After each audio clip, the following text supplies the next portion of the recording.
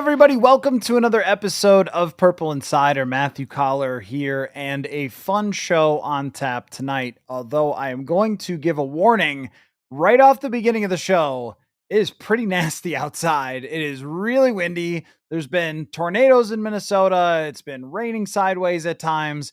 So just in case we lose a connection here on the live show, I'm hoping it'll be fine. And the location of my studio inside my house, if it's a tornado outside, I'll be in the right place. But just in case, throw that out there. But I'm going to bring in Brian Murphy in just a moment. And then it is farewell Clay night, Intern Clay, his last evening on the show. So why don't we fire it up? Here's the question for the night: your favorite game on the schedule. We welcome in Brian Murphy to have this discussion. And Murph, I got to tell you, something that I did not realize about myself is just how much I enjoy the schedule release. And I know that this is very much true of you because you have a yearly road trip with your guys and you love to figure out when is it going to be, where are we going to go, trying to grab those tickets and flights and everything right off the bat. That's a sport for you in itself. But I love to see it all laid out in front of me. Yes, I knew the opponents, but I can't wait till that thing drops and we could pick the W's and L's and we can try to think about the games and what they're going to be, what we think of them now, what they're going to become later. It's just one of my favorite days of the year, Murph.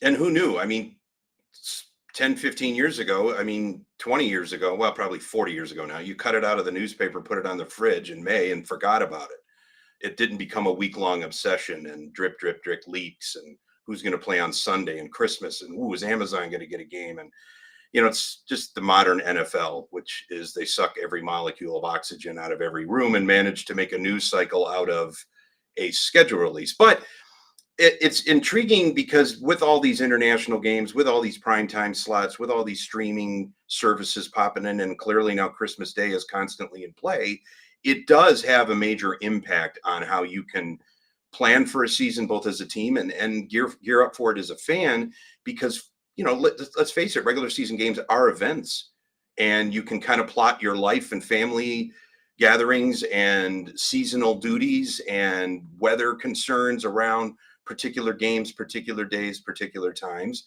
And you can imagine yourself in May, what you're going to be doing on December 14th. And for myself and the St. Paul Dads Without Wives annual journey, we'll be in Jerry's World that weekend. So we can get into that in a little bit, both in terms of how we settled on that and how the logistics went yesterday to kind of beat the price wars to get our flights booked and whatnot. But yeah, you're right. It's become an event, just like anything else with the NFL. Everything is an event. And what I like to think about too is the shape of a season, the progression of a season. You have it used to be put in nice little blocks of 4 games, but still there is a very clear beginning, crescendo to the middle season, the dog days of the season, and then the race to the end and the playoffs and all that. And I think what we love so much about the schedule release is trying to figure out what is the degree of difficulty for each part of this season. Like, where are the potential potholes? Where are the difficult stretches? How do you have to start off a season in order to have a chance to survive the middle? Or do you have to survive the beginning? And then sometimes we get really surprised. But remember last year where it felt like we were talking about, well, if they just get through this first part, then they can be okay. And they didn't just get past the first part. They blew it out of the water. They roared through it. And then Right. they ended up in Jacksonville and we wonder what all went wrong. Right. Because we were like, oh, well, the Jacksonville, that'll be an easy win, but it'll be hard to face San Francisco and the Houston Texans. And they end up winning those games. Hey, if they could go to Lambeau, then we'll know they're for real. But I love stuff like that. I love thinking about what my expectations were for how it was going to go. And then how it turned out when we actually got there, because it's sort of like we all do this imagination land season. As soon as the schedule drops, here's how I envision it. I used to work with a guy The who, NFL in May. yeah, right, exactly, in our brains. I used to work with a guy that the minute the schedule came out, he would pick the wins and losses, and he would always pick like 15-1 for his team. It was just like, I don't think it's going to go that way, but every once in a while, maybe he was right with that. But with all that said, with us waxing poetic about a schedule release, why don't we jump into the topic here, Murph? I want to just begin with what you think of the opener, which was sprinkled a little more juice on today with the story about Caleb Williams coming out that he wanted to be a Minnesota Viking. I promise you, ESPN will not forget about that as they do their preparation for that game. But as far as an opener goes, how would you rate that? Well, I think the Monday night aspect of it makes it kind of interesting too, because the Vikings are just going to be sitting around watching the rest of the league open up, and then the rest of the league's eyes will be on them. The it, I look at the in totality. I just look at the schedule. I don't see a gimme on there. I mean, Chicago used to be a gimme. Detroit years ago was always a gimme. I'm intrigued to see what Chicago's going to look like in Caleb Williams, second go around here as a full time starter. The new regime, they've ramped up, so there's going to be a lot of eyes on that roster, that offensive line, that retooling. I like the fact that the Vikings do get it at home. They've mostly put their Soldier Field problems to rest, but it's still a difficult place to play, and they're going to be playing in there in November. It could be messy. So, to get Chicago at home first, I think is No, they're going is a to nice Chicago shot. first. They're going to Chicago first. When are they coming here then? That's In later in the season. November? Yeah, that's No, in then it November. won't. All right, disregard everything I said. The weather will be fine on Labor Day weekend or the weekend after Labor Day weekend. I still look, if you're playing in Soldier Field before Veterans Day, you'll be fine. I mean, it's usually not a mess. It's not cold and it's not windy and it's not crazy. This being said, the fact that they can actually watch kind of the rest of the league open up, kind of reveal a little bit of their warts, maybe some stars emerge. They went to New York last year and it was obvious they were going to win. We didn't know what Darnold was going to look like. Now we don't know what McCarthy's going to look like on the national stage on the road as well. But I think the fact that the Bears now are relevant and more than relevant and actually gearing up to make a run, this division itself, it played out last season as the toughest, one of the toughest divisions. Now with the Bears there, there's no more gimmies. And I just feel like opening up on a national stage does give the Vikings a chance to debut their rookie / second year quarterback and against a team that is now geared toward taking them down. And then everything else, man, that's a 14 win schedule we're looking at here.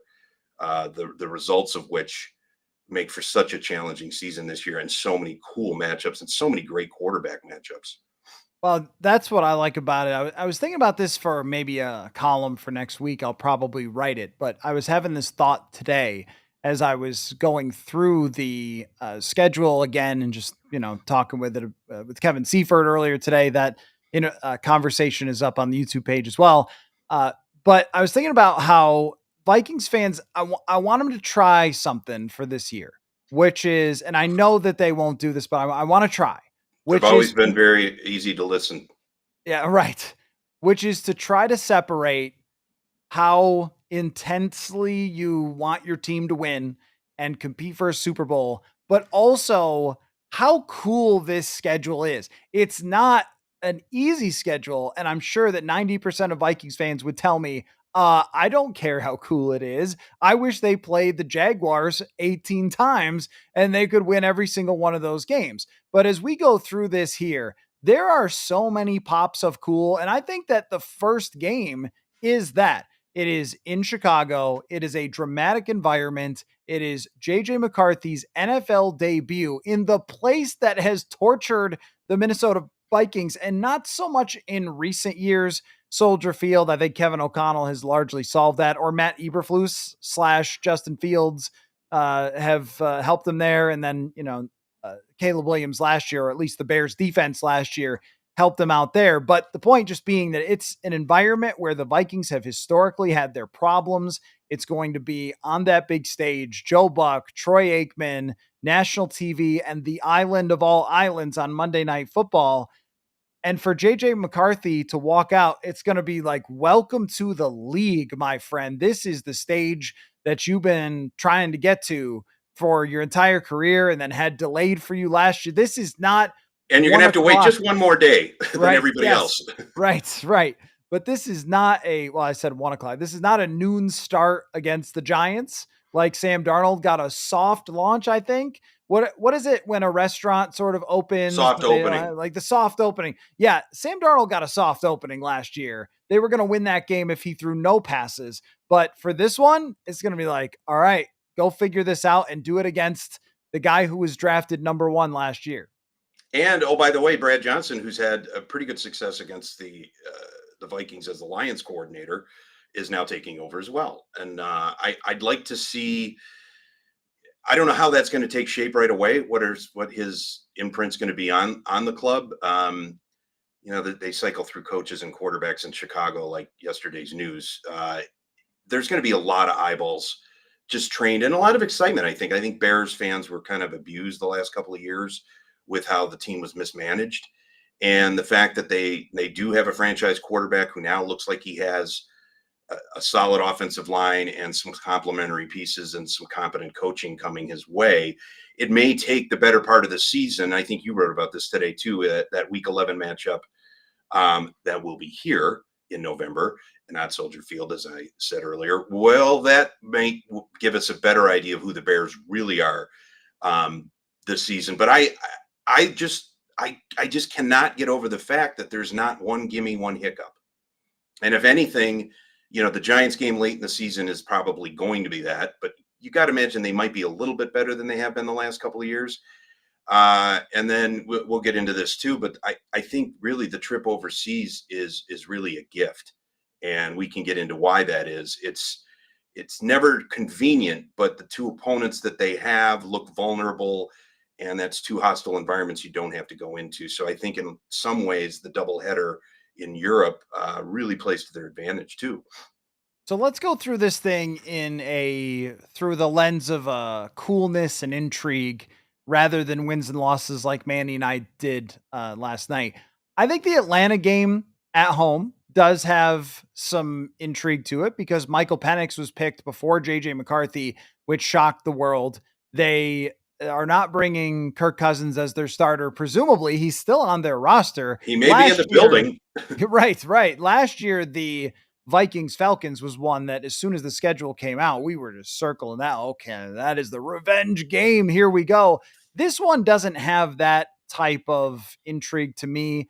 I don't know if you have anything more on the Falcons game. I just think that's one that's like, okay, well, it's fine for a home opener. It's one that they should win against an Atlanta team that I think is kind of a middling type of franchise at this moment.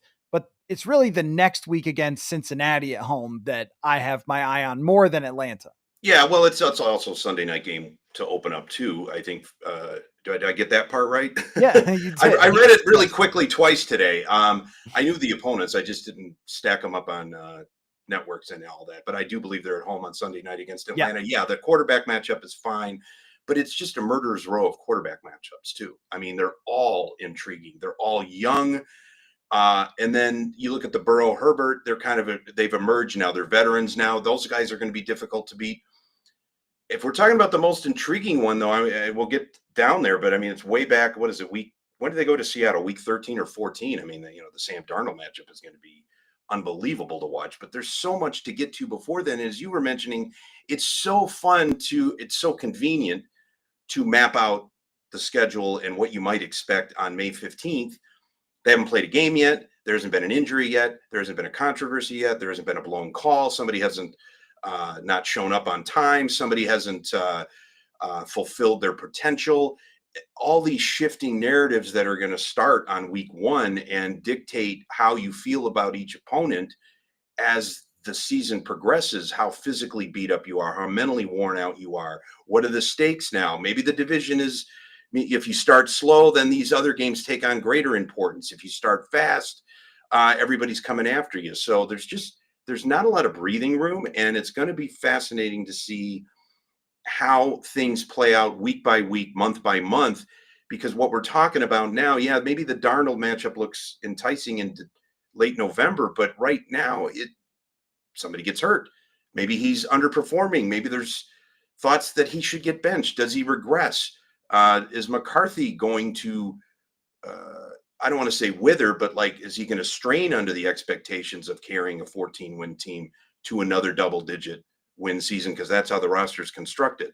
So you got to see, and all of this intrigue with McCarthy, of course, has been all untapped potential because he just hasn't been on the NFL field for a real game. So all of these, how is he going to respond to X, Y, Z? How is he going to react to this defensive coordinator gearing up to stop him in particular? Some exotic defense he hasn't seen. How's he going to react to that? Is it going to turn into a turnover? Is he going to be smart with the football? Are there going to be whispers? If it's a slow start, I mean, there's so many different variables and so many different possibilities. That's what makes the NFL, as we've always said, the greatest unscripted entertainment. And the fact that you can talk about it 6 months in advance and speculate, project, analyze, and set expectations for particular games, particular matchups, and why those games sound intriguing on May 15th. They may not even be remotely intriguing on November 15th. So, commenters, if you want to throw in what game you are most excited to see on the Vikings schedule, Ron says Seahawks and Sam Darnold versus JJ McCarthy. We will get there soon enough. Jason says Sam will be benched for Jalen Milroe by then. I don't know about that. I don't know if Jalen Milroe is going to be ready, but hey, if that's a hot take that you nail, that'll be a good prediction. Joe Burrow is the one I want to talk about in just a second. Edwin has that as his favorite game to watch. Vegas Patriot has week 18 against the Packers. My goodness, that could be really something because these teams are, it always is. I mean, these teams are pretty neck and neck as far as expectations, rosters, all those things. We will definitely get to that one as we go forward, but let me know what your game that you want to watch is. So I was kind of moving past Atlanta pretty quick, but you reminded me it is Sunday Night Football. And I want to know what you think, Murph, about the number of national TV games that the Minnesota Vikings have here. And I'll just tell you so you don't have to look it up. But let's see, 1, 2, and then they've got 2 international, 3, 4. Sorry, I'm counting these. That's okay. Christmas Day, 5. So I think it's at least 5, and I may have not noted another And one. I wouldn't be surprised if something's flexed in December if Yep. they're roaring into contention again like last year. Right. And so you've got the Christmas Day. The first 2 weeks are on national TV. You're on the national stage for 2 international games. So that is at least 7 times you are out there on an island game. What do we make of that? Because I think this is a statement by the NFL to say this Minnesota Vikings team is relevant and they are interesting. And there have only been a few other years where we could really say that about this team. Even when they were coming off 13 wins, I don't remember having as many national TV games. But I think the JJ McCarthy factor is huge, the Justin Jefferson element, and also Kevin O'Connell has taken his profile from last year as a coach who was still trying to show if he could do this or not to being like celebrity coach who's on every interview and is winning coach of the year and he's at the He's at every awards. Timberwolves game behind the bench. That's what I'm saying. And he's now got the contract to afford those tickets and so forth. But the point just being like they now are a team that is in the spotlight in a way we have not seen in quite some time. And I deservedly so, not because of the way they produce, but even when they've been on national TV, maybe in down seasons, they're always entertaining.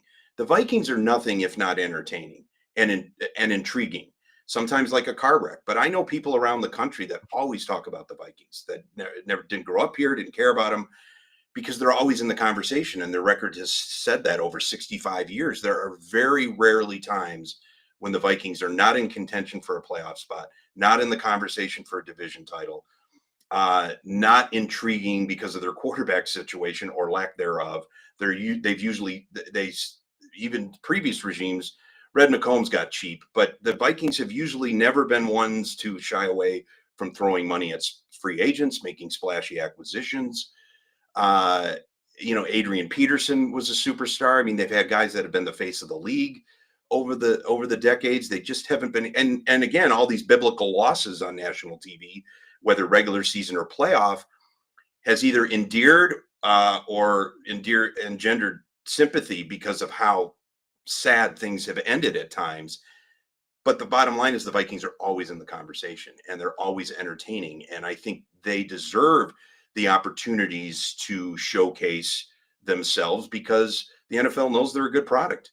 And they know when the Vikings are playing, something magical sometimes happens. I mean, I top of my head, I mean, the Miracle, of course, that's a playoff game that wasn't scheduled, but the Minneapolis Miracle, the Moss Monday night game in '98 at Lambeau. Um, the quarterback circus we had in 2023 with these guys emerging out of nowhere and becoming hot stories for a week or two. There's never a dull moment surrounding the Vikings. The Favre years, they're just always in the conversation. So the fact that they are giving 6 or 7 games is indicative, of course, of how well they performed last year, but how entertaining they are. I think over the last couple of seasons, they fell more out of the limelight because after 2019 winning the playoff game against New Orleans, it was pretty clear that they were going to have a tough time breaking out of the middle. And they did in 2020 and 2021. And their national TV presence and just presence as part of the national conversation was reflective of a team that was just another team in the league. And every once in a while, you would get to July, and somebody from NFL Network would say, I might pick Kirk Cousins for MVP. And the whole panel would go, whoa, that's crazy. And then, no one really ever said it again after that, just that they ran out of ideas. And now we are at a point where they have a lot of the different elements of teams that belong on those games. So we know that a few teams are going to be there all the time. The Dallas Cowboys, because they have the huge audience, the Kansas City Chiefs, clearly they win all the time. The Buffalo Bills are there now, showing you that market size isn't what brings people to the yard. It's winning, it's quarterbacks, it's success. I think it speaks to the expectations of this team are very, very high because the schedule makers who are making these national games, they're always coming from the perspective of what's got an exciting element to it that an audience nationally is going to be magnetized by. And star players, especially star young quarterbacks, are going to move the needle every time. And I think that's a major part of it is the McCarthy intrigue, the fact that they moved on from Darnold and they picked him. It's a built-in storyline on the beginning of every single broadcast. You're going to hear all about McCarthy. They could have kept Sam Darnold. They moved on from him. They won 14 games last year. And now the expectations are sky high after all the money they spent. And all it says to me is that when we pull back a little bit and look at how this leadership group has managed this roster, this franchise, the Wilfs, their ownership, hiring Kwesi adofo-mensah, bringing Kevin O'Connell here, keeping Rob Brzezinski in a position of power. He's a very important element of this that doesn't get mentioned quite as much. And the staff and the players and all the things that they have been able to do and how much work that had to take over the last 3 years. I think it's a little bit of the NFL saying, we believe you. Like, we believe you and this leadership group that you have actually created something that is entertaining and is relevant here. And just now, I know there's not a relevant championship. There's not a relevant ring that you can get that they put on your finger. But for me, this is different than going into, I think, any other season we've had in a long time. Oh, no question. I mean, maybe 2009 with Favre, just because it felt like everything is set up to win except for that one final piece. In many ways, it's somewhat similar in that everything is set up, as you mentioned, from the front office to the coaching staff, the continuity, the roster, the holes that were plugged, except you're not handing it over to a 39-year-old future Hall of Famer with 2 rings or 2 Super Bowl appearances. You're handing it over to an unproven second-year player coming off a major knee injury. So that adds to the intrigue. It adds to the potential because, McCarthy could, if he is the franchise quarterback everybody hopes he is, he can give you 12 to 15 years of these kinds of intriguing seasons and national TV matchups. And I think it's just, it speaks to the fact, and I think US Bank Stadium is a big factor in this as well. It's one of the toughest stadiums to play in the NFL. The noise factor comes through really well, and the energy comes through well on television. Any broadcast team that rolls in there, either regularly or for the first time, usually remarks how remarkable an atmosphere it is in there. And that plays well on television. So I think the fact that, the Vikings patiently worked to get a modern stadium and get out from the chains binding them to the Metrodome and have this gorgeous venue that gets to be showcased several times with the blimp shots. It's downtown, the translucent roof, the reverberating noise, the Skol chant. It's all part of sort of the atmosphere that I think people can react to and relate to. Now, every stadium and every team's got their own rituals. I get it, but it just feels like US Bank Stadium has elevated the Vikings product because the Metrodome came across as the Metrodome on television. You could tell it was a relic. So I think that all factors in there too. The vibe, the atmosphere. I think the networks like to be there. I think they like to showcase a vibrant atmosphere, and the Vikings certainly have turned US Bank Stadium into one of the toughest environments to play. Matt says week 1 is the game for him because he wants to see JJ McCarthy get out there. This will be the Yeah, most no hyped question. debut. I mean, it's been a really long time, probably Kevin Garnett, but the world was not what it is now media wise with Kevin Garnett when he made his debut. There was a I lot of don't buildup know. for Kirill Kaprizov, but that's a niche, the Wild sort of a niche fan base. I don't know if he didn't have the national appeal, but I mean, there was the sense that Kirill's coming, and of course, he's turned into that superstar.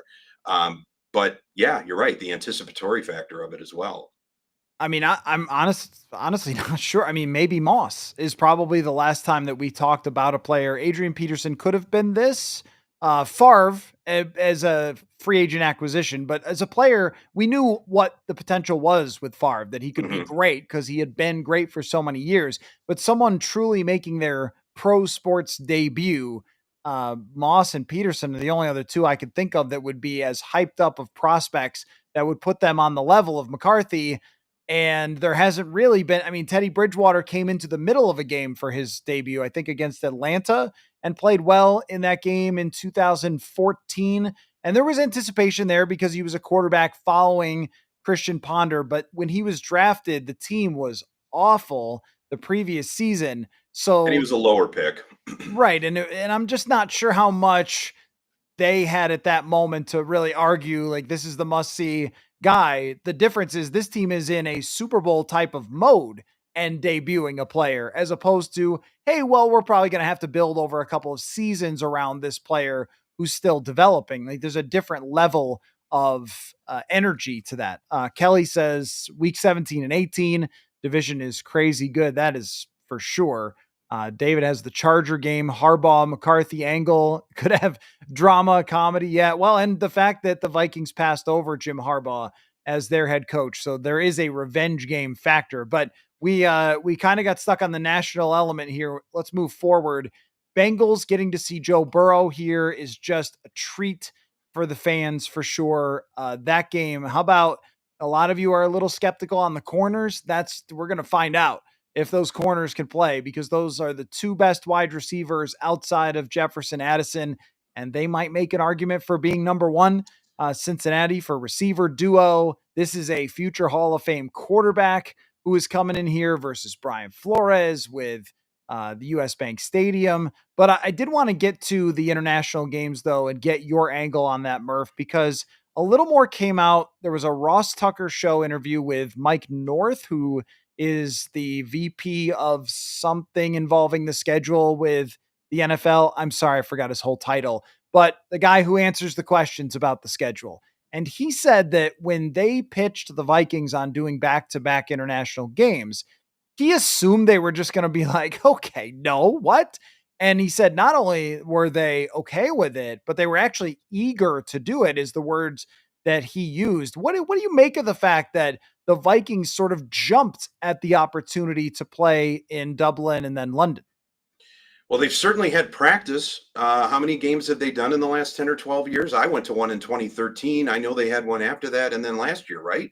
I think Kevin O'Connell's already gone through this experience. They had a pretty successful experience with it. I mean, they handled Aaron Rodgers and the Jets pretty well. The fact that I think it crosses off 2 road games from the schedule, I think is what has to be factoring into that. You get your and look, we're not talking, they're not flying overseas to go to prison. I mean, they're flying at first class to go play a football game. It's not as difficult as sometimes it's made out to be. The fact that they're actually going to stay out there and get acclimated for 2 weeks should make the second half not a breeze. I mean, it's all about, well, getting the nutrition and the rest and hydration and what times do we do this and what times do we do that. Well, by the time they're done with the Steelers in Dublin, I mean, the next week should be fine. So again, you're eliminating going into Pittsburgh, and I know Pittsburgh has got a lot of uncertainty because of their quarterback situation. Regardless, that is a hostile environment to go into any time of year. Pittsburgh is a very difficult place to play. Mike Tomlin will have his team ready to play. So the fact that that's neutralized, yeah, Cleveland, another mess without a quarterback solution that we know of right now. Still not an easy place to go into. Cleveland has a great fan base, the dog pound, all of that. You're eliminating 2 road games in the span of 2 weeks, and then you get your bye. And of course, after your bye, you get the Super Bowl champs. But the point being, I think it is not going to derail your season. It's still early. I think packaging them together is probably better than a one-off. And the fact that, again, you're neutralizing 2 home games. You're not sacrificing a home game. You're not splitting. You're not getting 1 home game and 1 road game eliminated. You're getting 2 road games neutralized.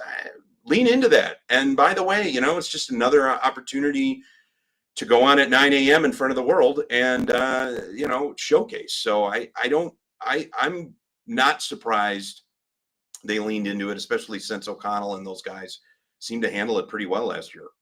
Kevin O'Connell has had his team ready for these games. In 2022, they beat the Saints, and then last year they played Oh really yeah, well the out of double the doink gate. was Yep, overseas. So yep, this yep. will be the 4th one in 3 years.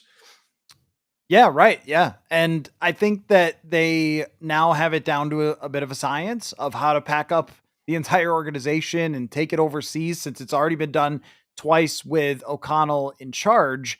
And if you look at how tough the NFC North is, and this might have been a little factor, I'm sure also the Wilfs are like, let's become the team of Europe, that everybody wants to kind of galvanize As around opposed to the already. Jaguars, Well, who seem to be that's over there right. every other day. My understanding from my international friends is that the Vikings are way up there for the most popular teams in England and in Germany, and they're kind of the rest of Europe, which is, I'm sure, very exciting, but also gives them the potential to have more fans there than Sure. Pittsburgh, and especially more fans there than Cleveland.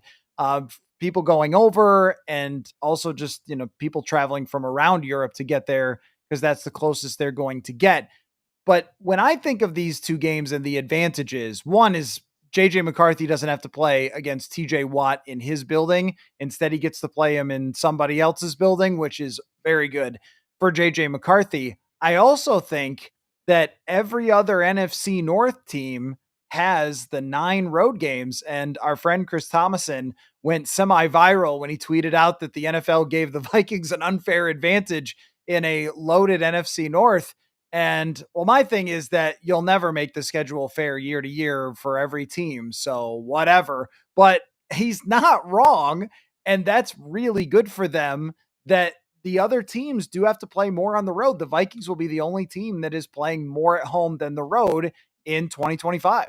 Yeah, and especially with this division, which again we've talked about how incredibly talented and star-studded, and aggressive. I mean, the NFC North has always had at least 2 teams reigning supreme. Usually Green Bay, and maybe you could interchange the Vikings and the Bears given a season. The Lions have been afterthoughts for so long, but I can't remember the last time this division had 3 elite teams, or 2 elite teams, an elite-ish team in Green Bay. They've shown signs of being elite, and an aspiring, ascending, wannabe elite team in the Chicago Bears, all in the same division. So it's going to be a fascinating knife fight to the finish, most of it playing out in December and January.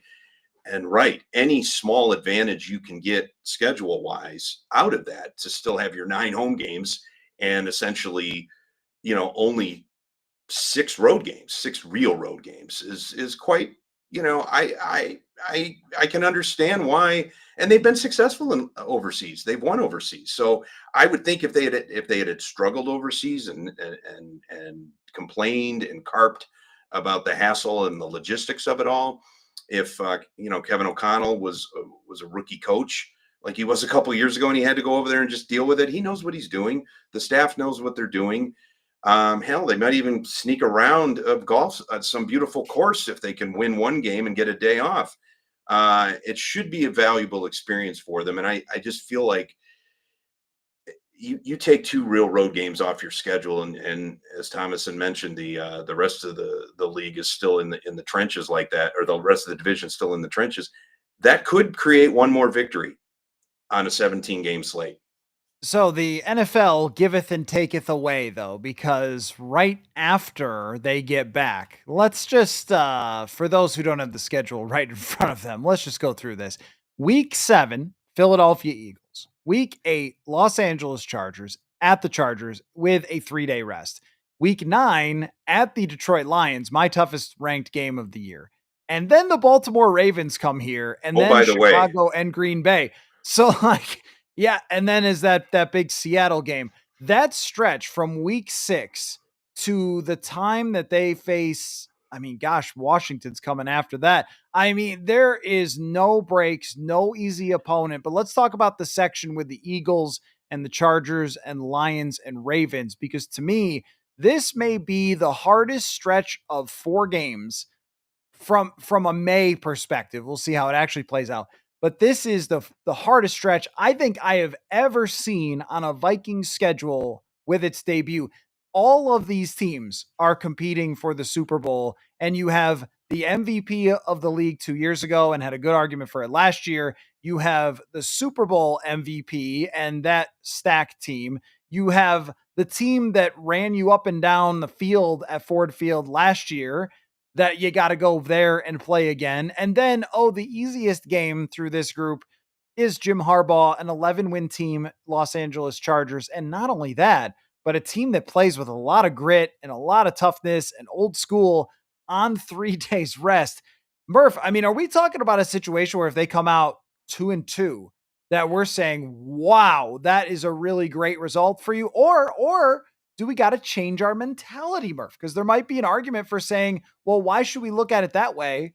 If they have real Super Bowl expectations, who cares who you're playing?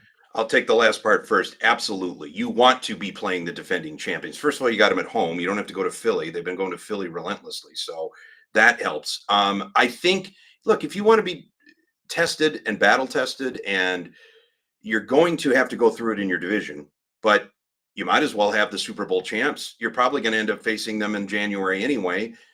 You might as well take on the league MVP, and you get that game at home too. So I don't look at it.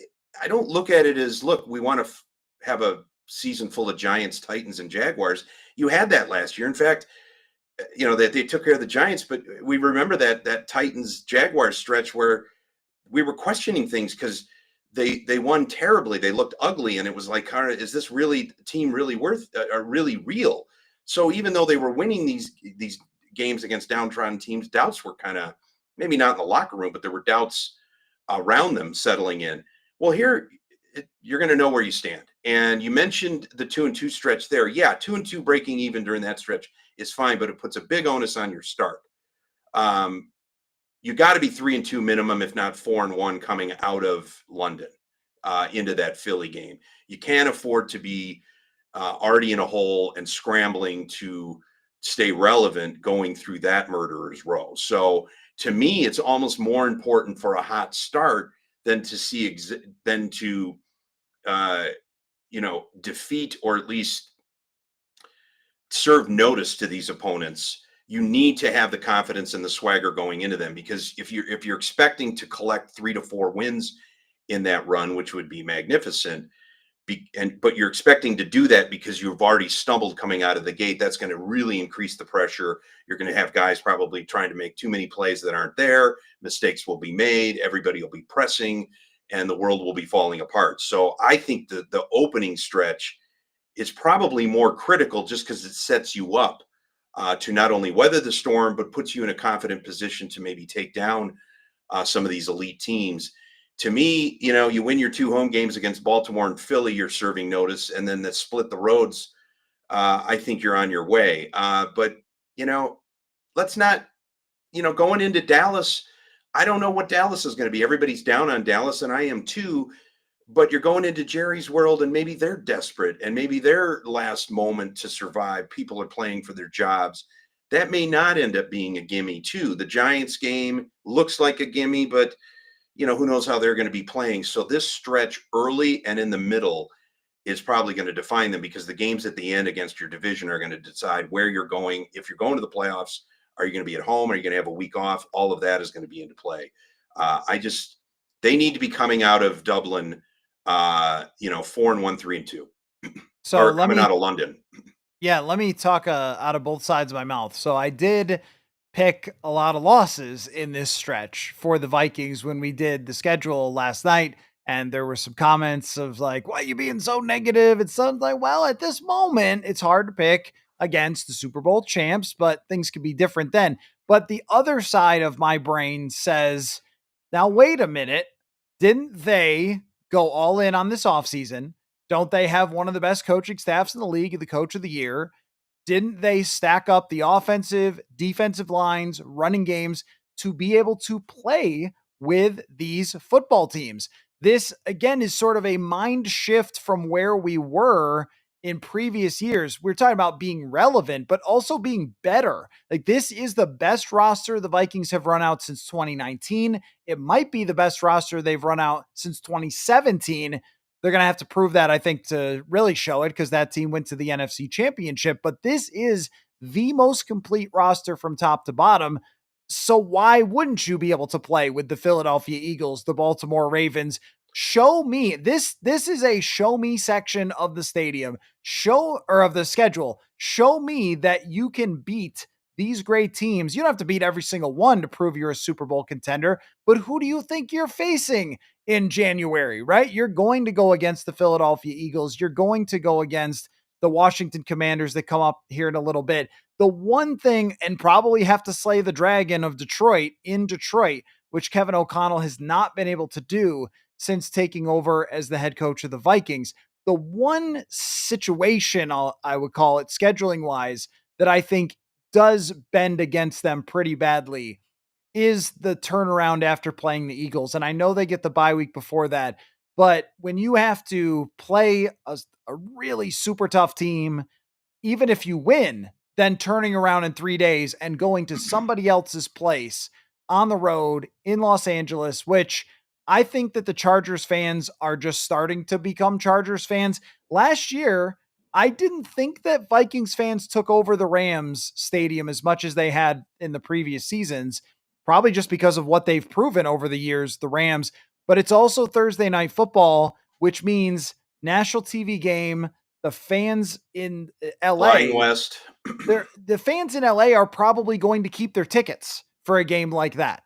They're going to want to go to a game like that because it's national TV, it's a big show, and it's the Vikings coming in. So I don't think it will be so much of a fan takeover. Maybe it's like 70-30, but not, and the middle of the week, I think, makes it harder for people to fly out, go to a game like that. You'll see a ton of purple, but I think that this is about as hard as you could make it on the Vikings. So it's a little bit like they gave them that freebie by the 2 international games, but then they said, screw you coming out of the international games to give them this matchup on short notice against the Chargers. Yeah, and as you were mentioning at the top of your spiel there, that the expectation level, like this is a roster that is set up to win. It is a quarterback that we've been told is set up to be a leader and a winner and a franchise quarterback. None of it's happened yet. And it hasn't happened yet because they just haven't played games. So the fact that, they're going to have to prove it, I think they should be welcoming that. I mean, this is the way the NFL's set up. You win 14 games, you're going to get a brutal schedule. You're going to get matchups against teams that are also ascending and that are also have their designs on a championship, and they have their franchise quarterback set up. So I think this is, yes, if you're a diehard fan, you want 17 games against the Jaguars. It's not feasible. It's not feasible because of the division they're in. It's not feasible because of the season they had last year. And it shouldn't be, as a fan, what you want. Because even if you do, you know, roll your way through mediocrity, you're not going to be in a position in January to have success. I don't think. I mean, you need to be able to be battle tested. You need to have those games, those regular season games that feel like playoff games that come down to the wire, decisions that are made, plays that are called, plays that are not made. These are all the pressure cooker situations that are going to play out in January. So why wouldn't you want to have a preview of that? Why wouldn't you want to try to defend and take down the league MVP in your home building? Why wouldn't you want to have the defending Super Bowl champions finally in your building as opposed to Lincoln Financial Field? Um, yes, turning around and going to LA on a Thursday isn't great, but they're not the first team to have to go west on a Thursday and play. Uh, Maybe not 4 days after the Super Bowl champions, but maybe the thing is, it's not uncommon for maybe the Eagles to have a hangover. They had some struggles early last year. Maybe you're going to. The other thing is, you don't know when you're going to catch their teams and their lulls. Not every team, even the Vikings, despite winning 14 games, we knew there was that stretch in November where they weren't playing well. They benefited from some inferior opponents, and they were able to get away from some with some things. You don't know where the Chargers are going to be in Week 8. You don't know how the Eagles are going to be in Week 7.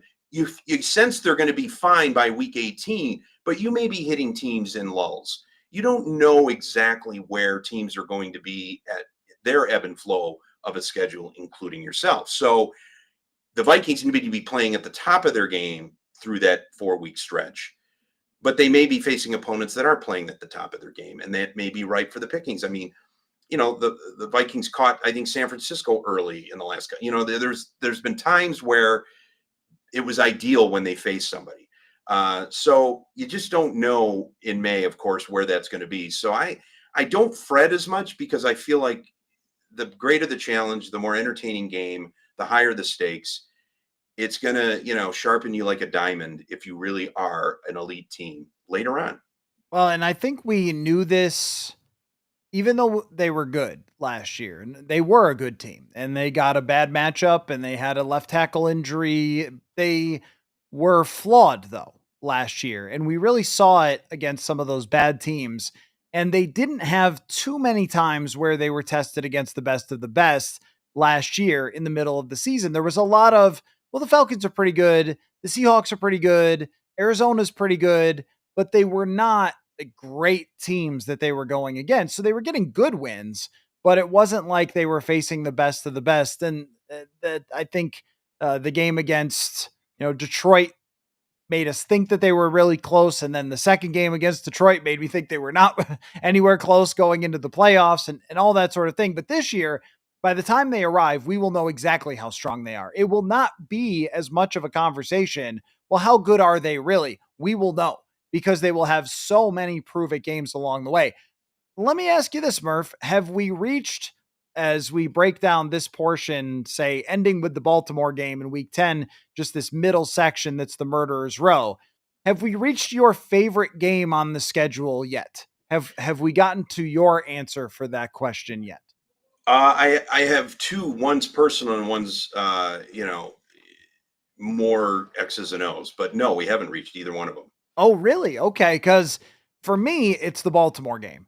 Lamar Jackson coming here. And if you are going to games this year, you are thrilled with the type of Are you opponents asking that you're the going to most face. intriguing matchup or the most difficult matchup? I didn't I'm ask. I'm talking about the one that you're just most pumped about. Like what one brings the most anticipation for you? Because having not seen Lamar in person at any point in his career, because the Vikings played home in 17 against Baltimore, and then 2021, nobody was really traveling to those games for Right. media, and then they haven't faced him since. So now Lamar bringing two MVP trophies, playing against the Vikings, Flores defense. How are they going to contain him? What's he going to do? How are they going to beat that team?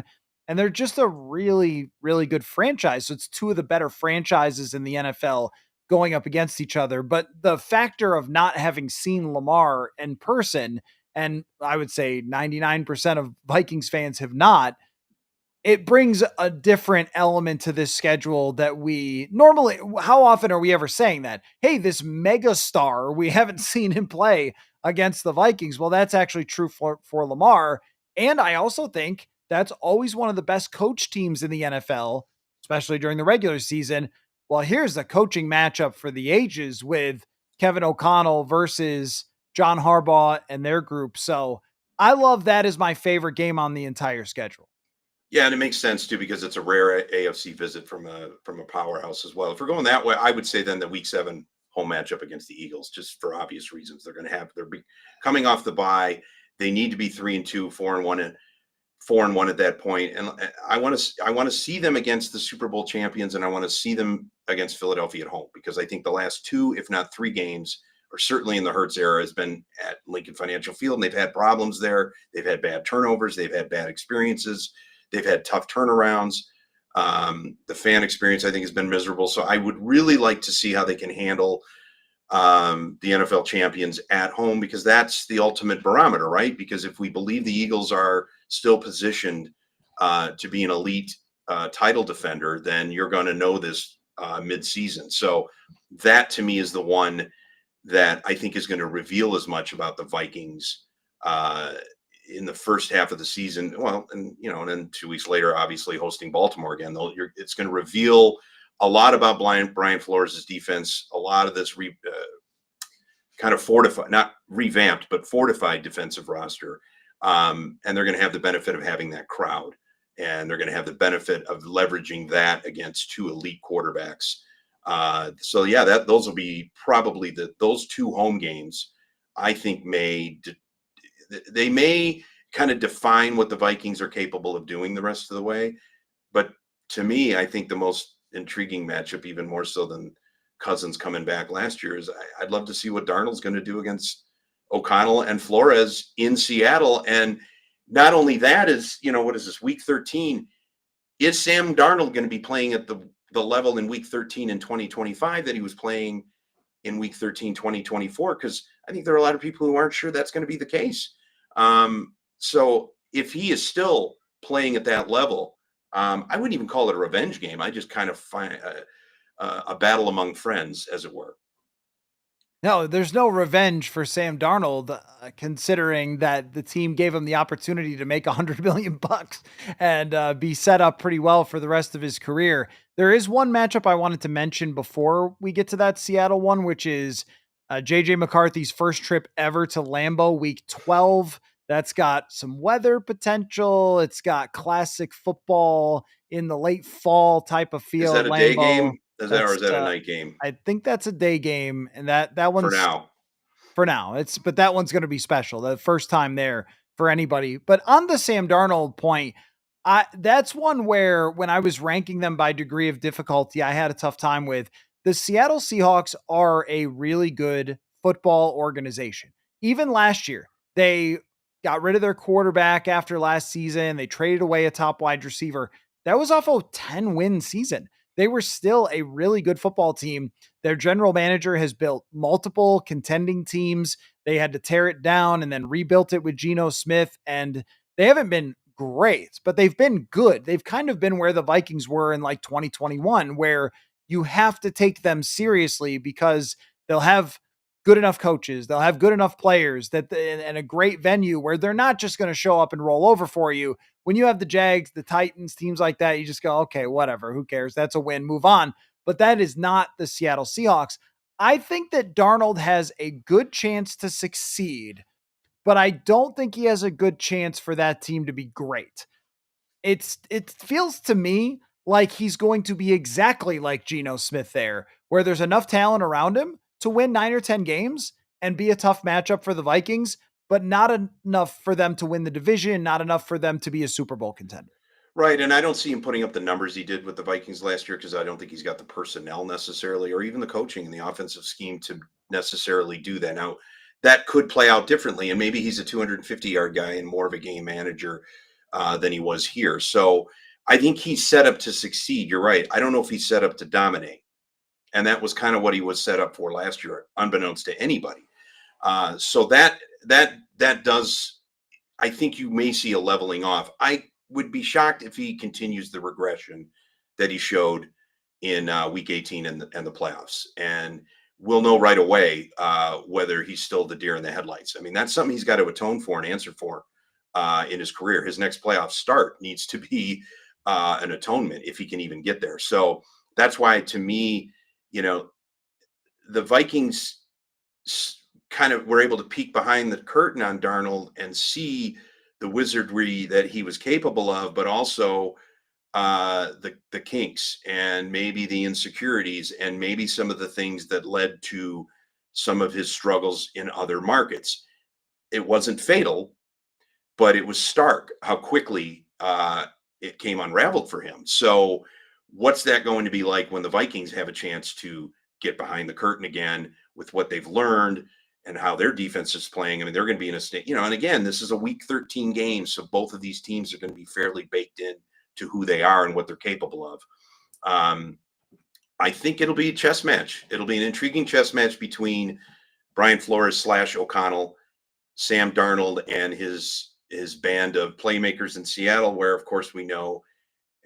Has Seattle ever come to US Bank Stadium? I think the Vikings are in Seattle all the time. It's like Philadelphia. It's like they're always in Seattle. They're always in there late. It's going to be rainy and miserable.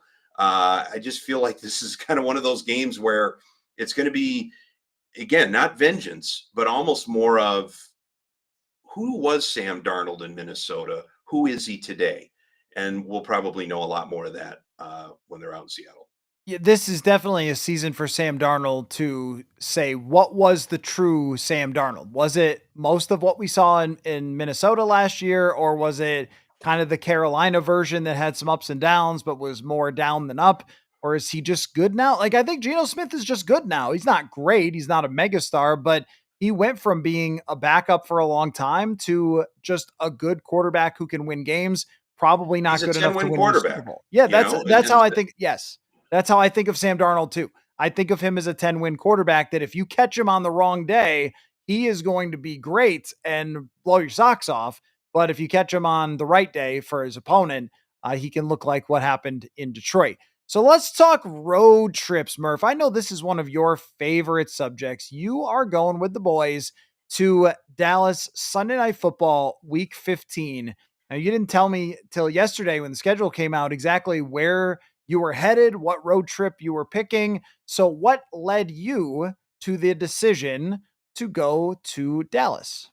So I am literally a passenger in this group. It's 10 to 12 guys, and anybody that's been following Purple Insider knows that I've accompanied them. This will be my fifth trip. I've gone 4 times, started in 2021.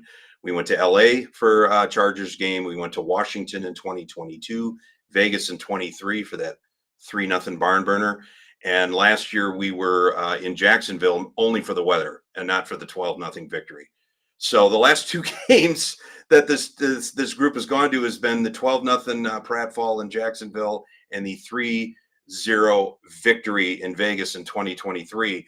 When the opponents were set up, I always defer. These guys have been doing it for 15 years. They've been to many of the venues. I'm always curious how they decide. It's usually, they try to do it warm weather destination, exotic destination, what time of year, what might the stakes be.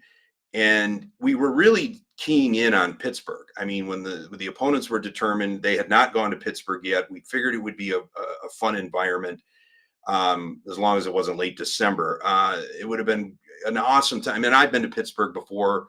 It's a fun town to go to. I thought this would have been great. But then, the rumors started circulating that they'd be going to Ireland. Now, some of these guys, some of these high rollers are going to Ireland too. I am not going to Ireland.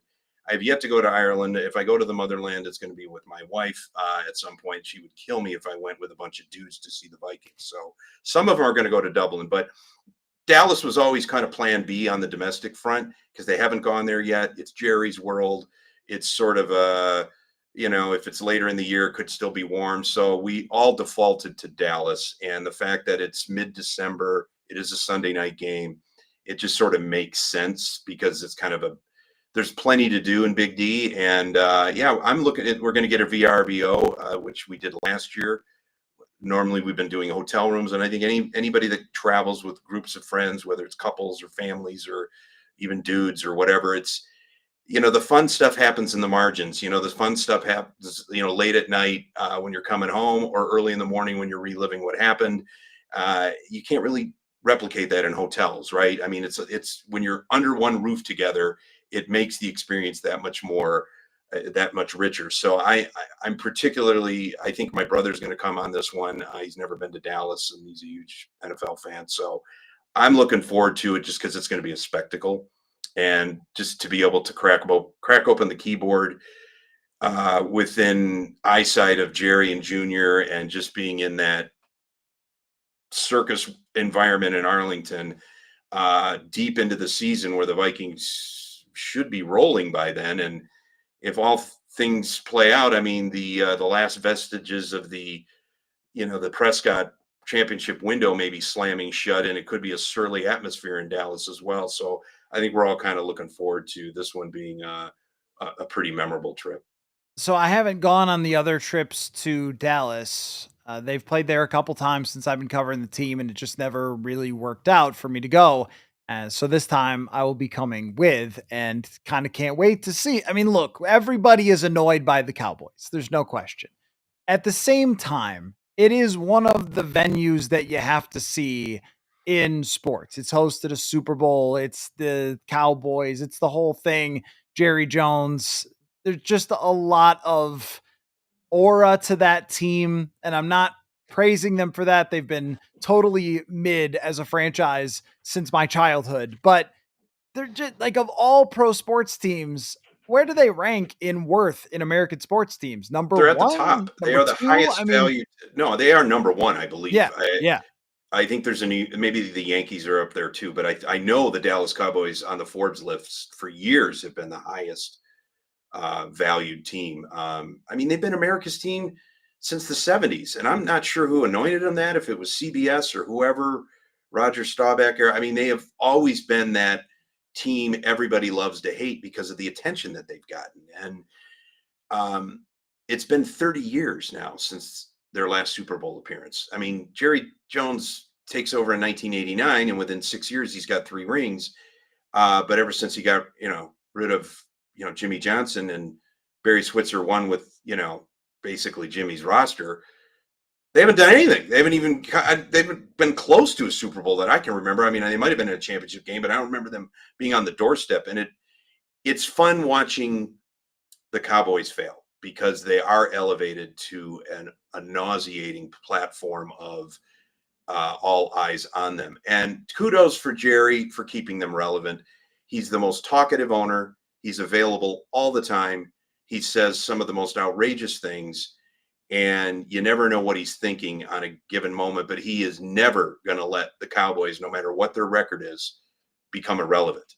And the pressure is on, because I know he's getting up there in age, and the the bloom is off the rose with him among the fan base. It's getting surly, and they didn't really do a lot this offseason. So if they're running it back with what they have, and we keep peering over into that booth, and every time I see Jerry Jones and Jr., I keep thinking of Sheriff Buford T. Justice from Smokey and the Bandit, and his, numbnut son-in-law. And that I just see that dynamic playing out with those two. They just can't seem to get it right.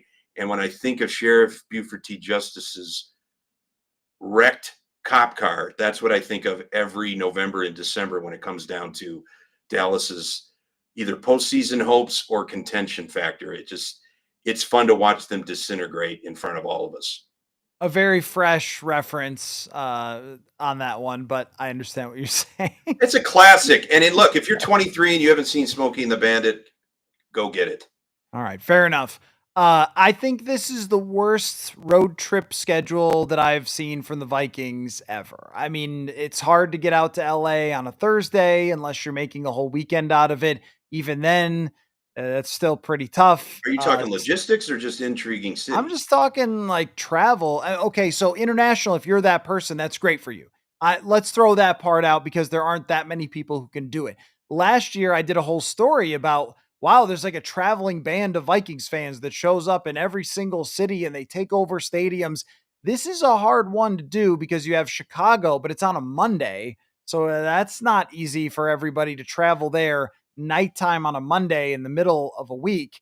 And then you have Seattle, which is cool, but that's not always the easiest trip to make. It's not a cheap city to stay in, and the weather will not be nice by the time you're flying out to Seattle in what is that, November at some point. So Dallas is really the one that you have to circle, because I'm not sure there really is another one of these road trips that you could say definitively, okay, this is the one where all the Vikings fans are going to pack it up and bring their horns and so forth to whatever stadium and take it over. Just not a lot of opportunities for that, and with the Pittsburgh game taken off the schedule, And even the that Cleveland game would have been one to right, descend upon because too.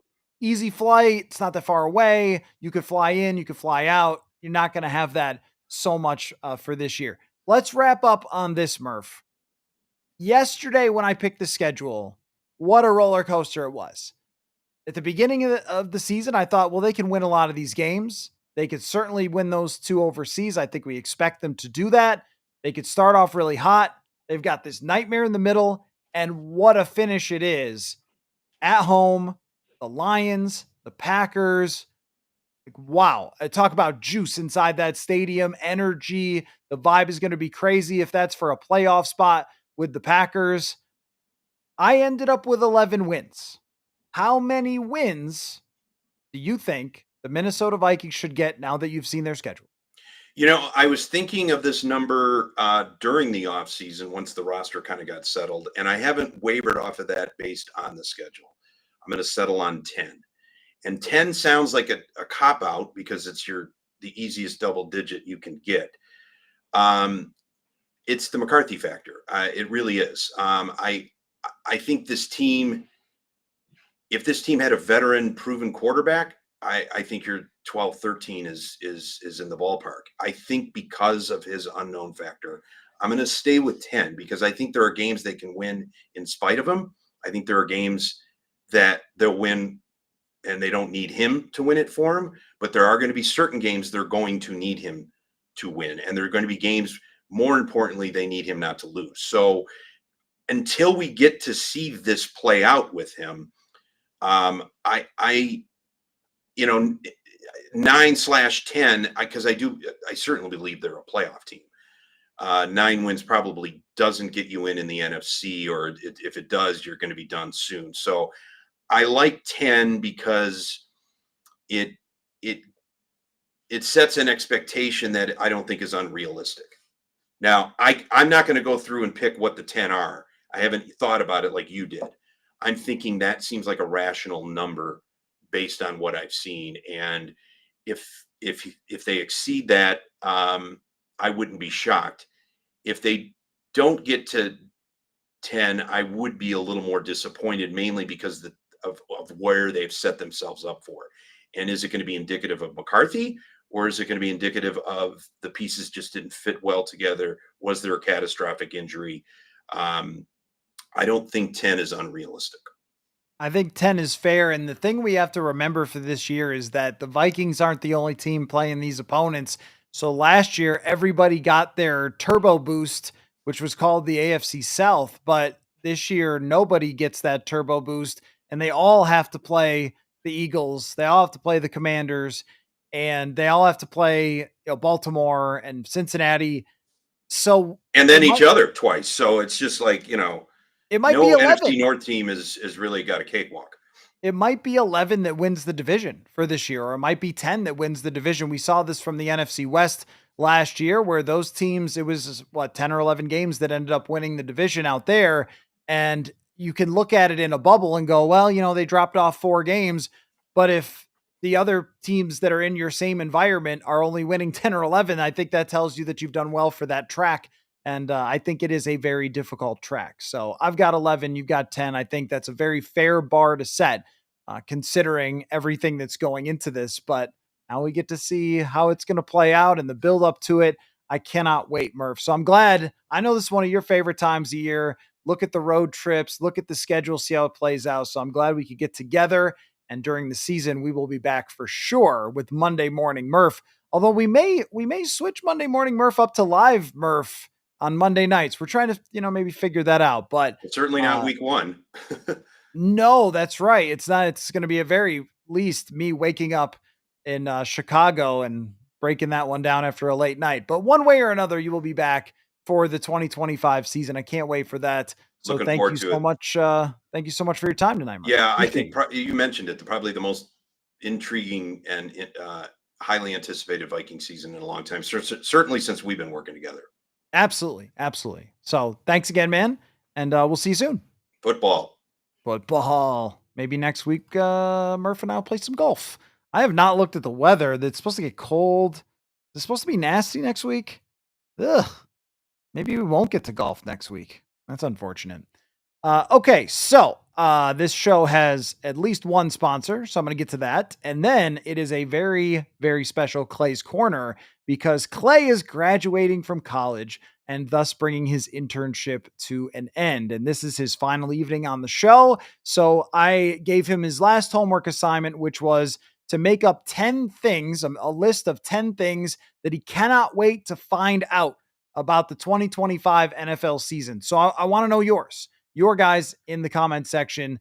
What can you not wait to find out about the 2025 season now that we have the schedule and we can really take a look at what it's going to be like? But first, want to tell you about something I've been trying to slow me down in terms of the consumption of fast food, and that is called Tempo Meals.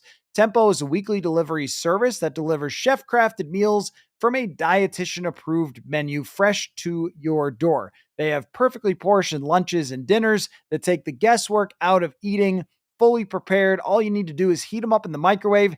3 minutes. That's all it takes to heat these things up. And I got another box the other day. Absolutely delicious. Korean beef quesadilla, Tuscan butter shrimp, barbecue chicken. A lot of options that I really love. But if you're not into the chickens and the beefs and so forth, there's a ton of different options on this menu. It took about 5 clicks for me to put together my box. Great experience. For a limited time, Tempo is offering my listeners 60% off your first box. So go to templemeals.com/purple insider. That is templemeals.com/purple insider for 60% off your first box. Rules and restrictions may apply. So, okay, let us get to Clay Petrie, the third intern in Purple Insider history. It has been a very fun time with you, Clay. You got to see some of the slowest and also most exciting times of the year. Free agency in the draft, Madhouse in here, and then leading up to the schedule release, like, okay, what's next? Let's get something else. But it has been a pleasure having you as the intern, and you have put together a list for tonight. I said, hey, this is your show. It's your final show. What are you most interested in the NFL season 2025? So, good evening, my friend. Where would you like to begin? Yeah, it's a little bittersweet night, but like always, I'm glad to be back and talk some ball. And the first thing I want to talk about, I feel like this is not just on my mind, but Vikings fans and the whole NFL. I got to see how JJ McCarthy looks this year. And I feel like no matter how much analyzing and research we do, we're not going to know until the season rolls around. And the fact that they won 14 games and the Vikings organization is taking this leap of faith on JJ, it's something you want to watch and something you want to tune into. And especially in a stacked NFC North, like it's gonna create a lot of opportunities either for them or other teams depending on how he does. So I'm going to keep my eyes on them or on him, and I know pretty much the whole league will as well. There is nothing like a team that is ready to win that's bringing in a new quarterback. And that doesn't even matter if it's a team like the Vikings in 2018 when they brought in Kirk Cousins, where there's so much intrigue. And even though we knew what he was from Washington, he had never been in a situation like the Vikings. With Sam Darnold last year, a little less so because I think a lot of people were down on the team. But when you're bringing in somebody that is supposed to take you to another level, there's just nothing like it in the sport. It is one of the most fascinating things. And that's how you end up on national TV for half of your schedule, is because everybody knows that this is the guy. This is the one with the secret sauce who's going to take you to where you haven't been before. And not only that, but JJ McCarthy represents so much more.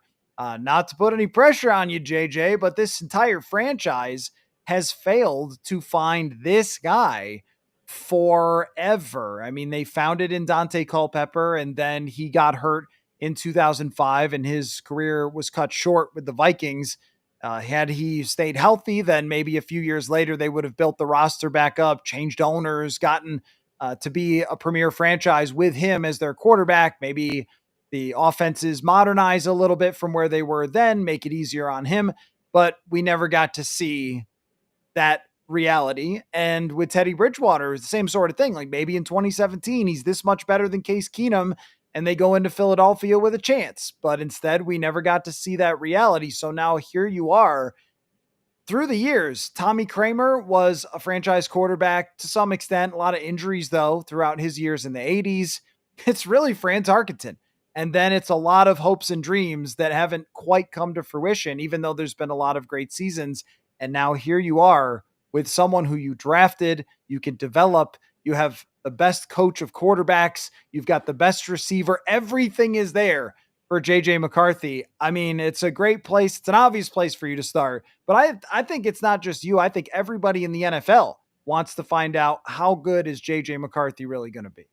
Yeah, I feel like in football, it's very rare that we see a young quarterback come in and he can be the reason that they make a deep playoff push or even the Super Bowl. Because normally the team around him is not that great, but this situation is way different. So it could kind of be like an NBA situation. We saw the Mavericks get the first pick. Cooper Flagg stepping in, and he has a real chance of getting a championship his first year. It could be the same thing with JJ McCarthy. So, and I think everyone has that kind of on their mind. So they're keeping an eagle eye on him to see how he does. Not totally sold that the Mavericks are going to have a real chance to win next year, but I get the metaphor. I get where you're headed with that. All right, what's number 2 on your list? Yep. Number 2 is kind of building off of that, and that's I really want to see who wins the NFC North. It's such a competitive division, and there's so much talent. And besides the talent, there's coaching talent everywhere. I know Ben Johnson's a first-time head coach, but you can argue that these are 4 of the best in the league, depending obviously on how Ben Johnson does. But it's hard to question his offense at least and have faith that they'll show improvements. And obviously the Vikings, it comes down to JJ McCarthy. Lions lost their coordinators, and they're going to need people to step up.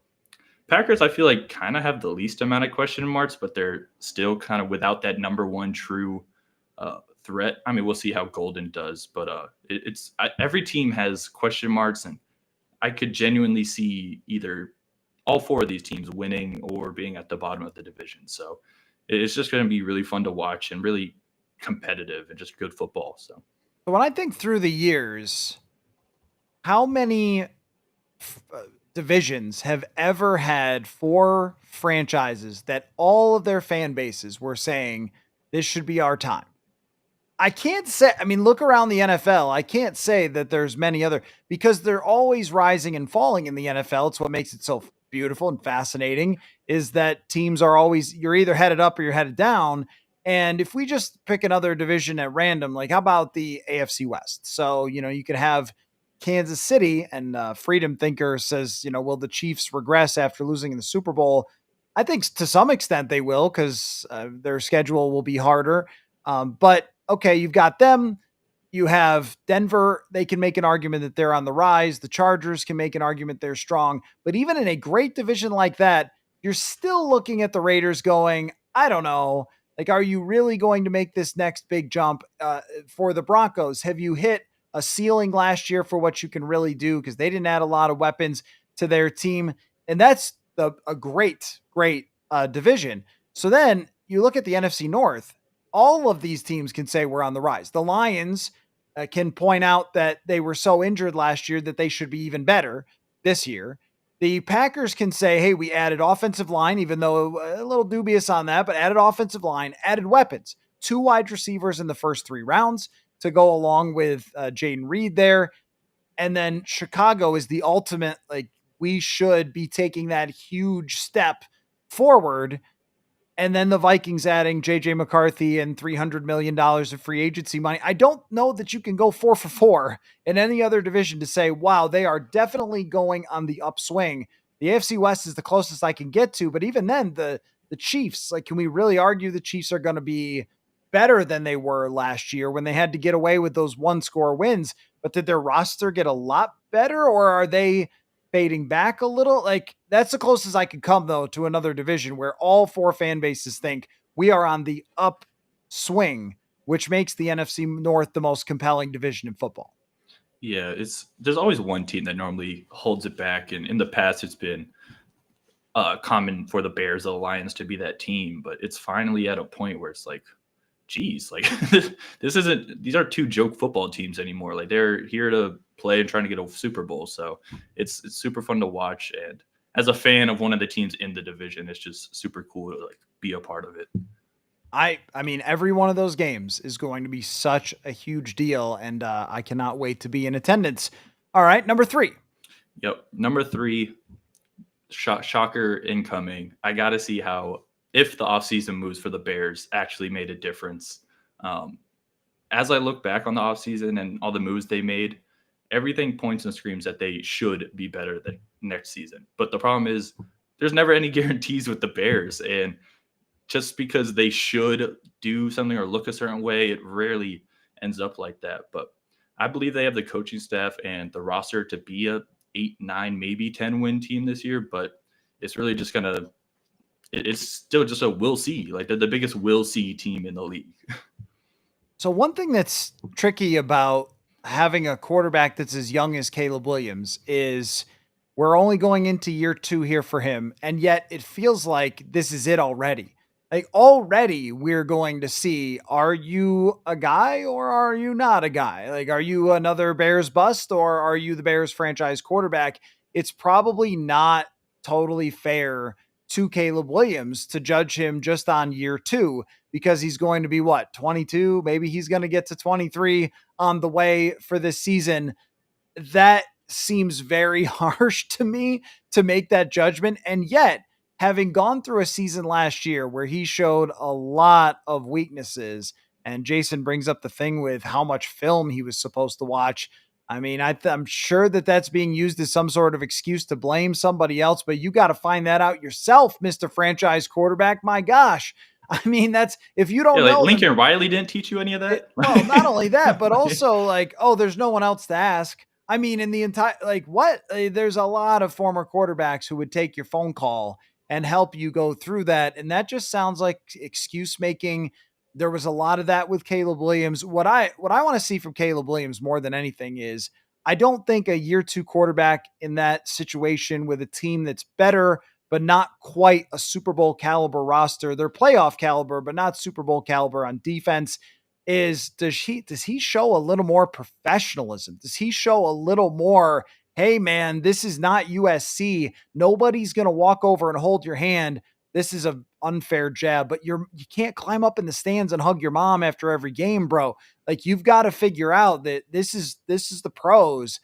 No one's going to make any excuses for you. If you fail this year, you're a bust already. And they're going to start looking for what their next option is. And that's one of the reasons you change coaches is, well, not only Matt Eberflus was horrendous, but also because if you get in a situation where Caleb Williams is not actually good, then Ben Johnson could be like, well, that was your guy's quarterback. That was and then Ryan Poles will just be fired. And Ben Johnson can go forward. Right. And then you're going to do the same song and dance again and try to draft someone in the 2026 or whatever. Maybe you give him 2 more years. But what I want to see from him is, does he come out this year and act like a pro quarterback, or is he still dropping back, drop the eyes because he doesn't seem to know where the play is supposed to go, scramble, make one crazy throw a game, but have 5 sacks?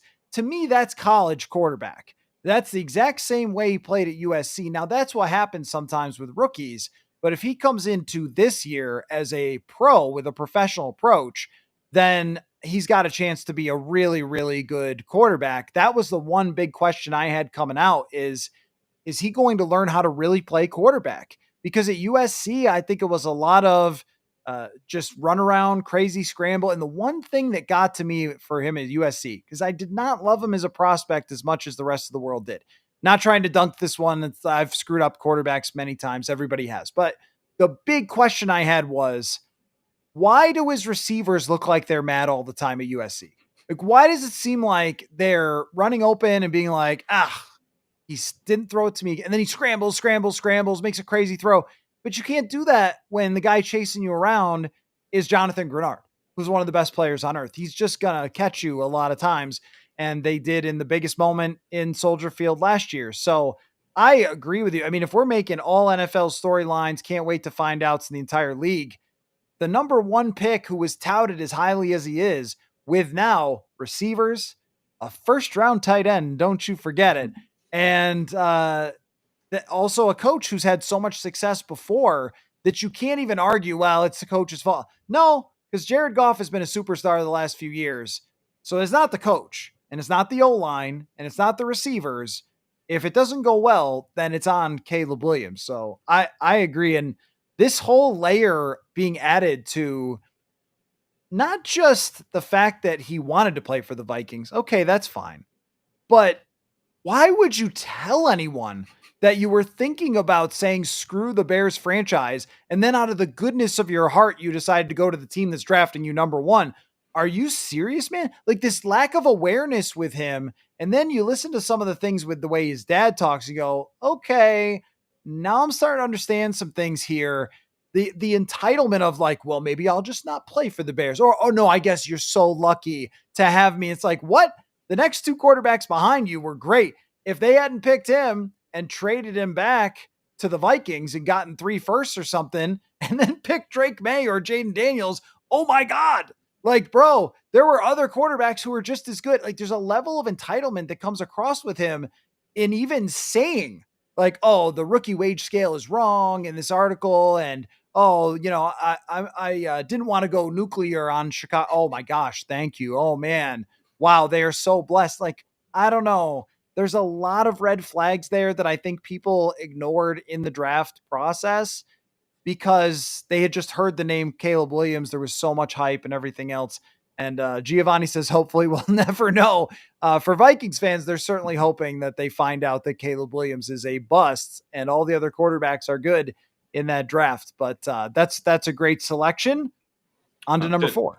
To kind of add on to that, I think part of that with that entitlement is he's been the best player at his level since he was 14 years old, probably. Yep. So he thinks he's the best thing since sliced bread. And I've been around certain parents now that the NIL movement has gone, and it's like such a different world. Like, they're not thinking just like parents; they're thinking like sharks. It's weird to be in this new generation, which is why I think Ben Johnson is a good coach to step in, because he is just that true like nut that is like will get down, and like he's very like he lays it down how it is, and he expects it for you to follow through. And I don't know, the things I'm hearing, it sounds like Caleb Williams wants to be coached hard, and I hope that's true. But it's another we'll see. They are a big we'll see. That's why they're on the list, because you can't wait to find out. And then for number 4, you touched on it earlier, but I really want to see how the Vikings start the year off. Although like the places and locations are a little wonky, I think their first 5 games are the easiest stretch for them.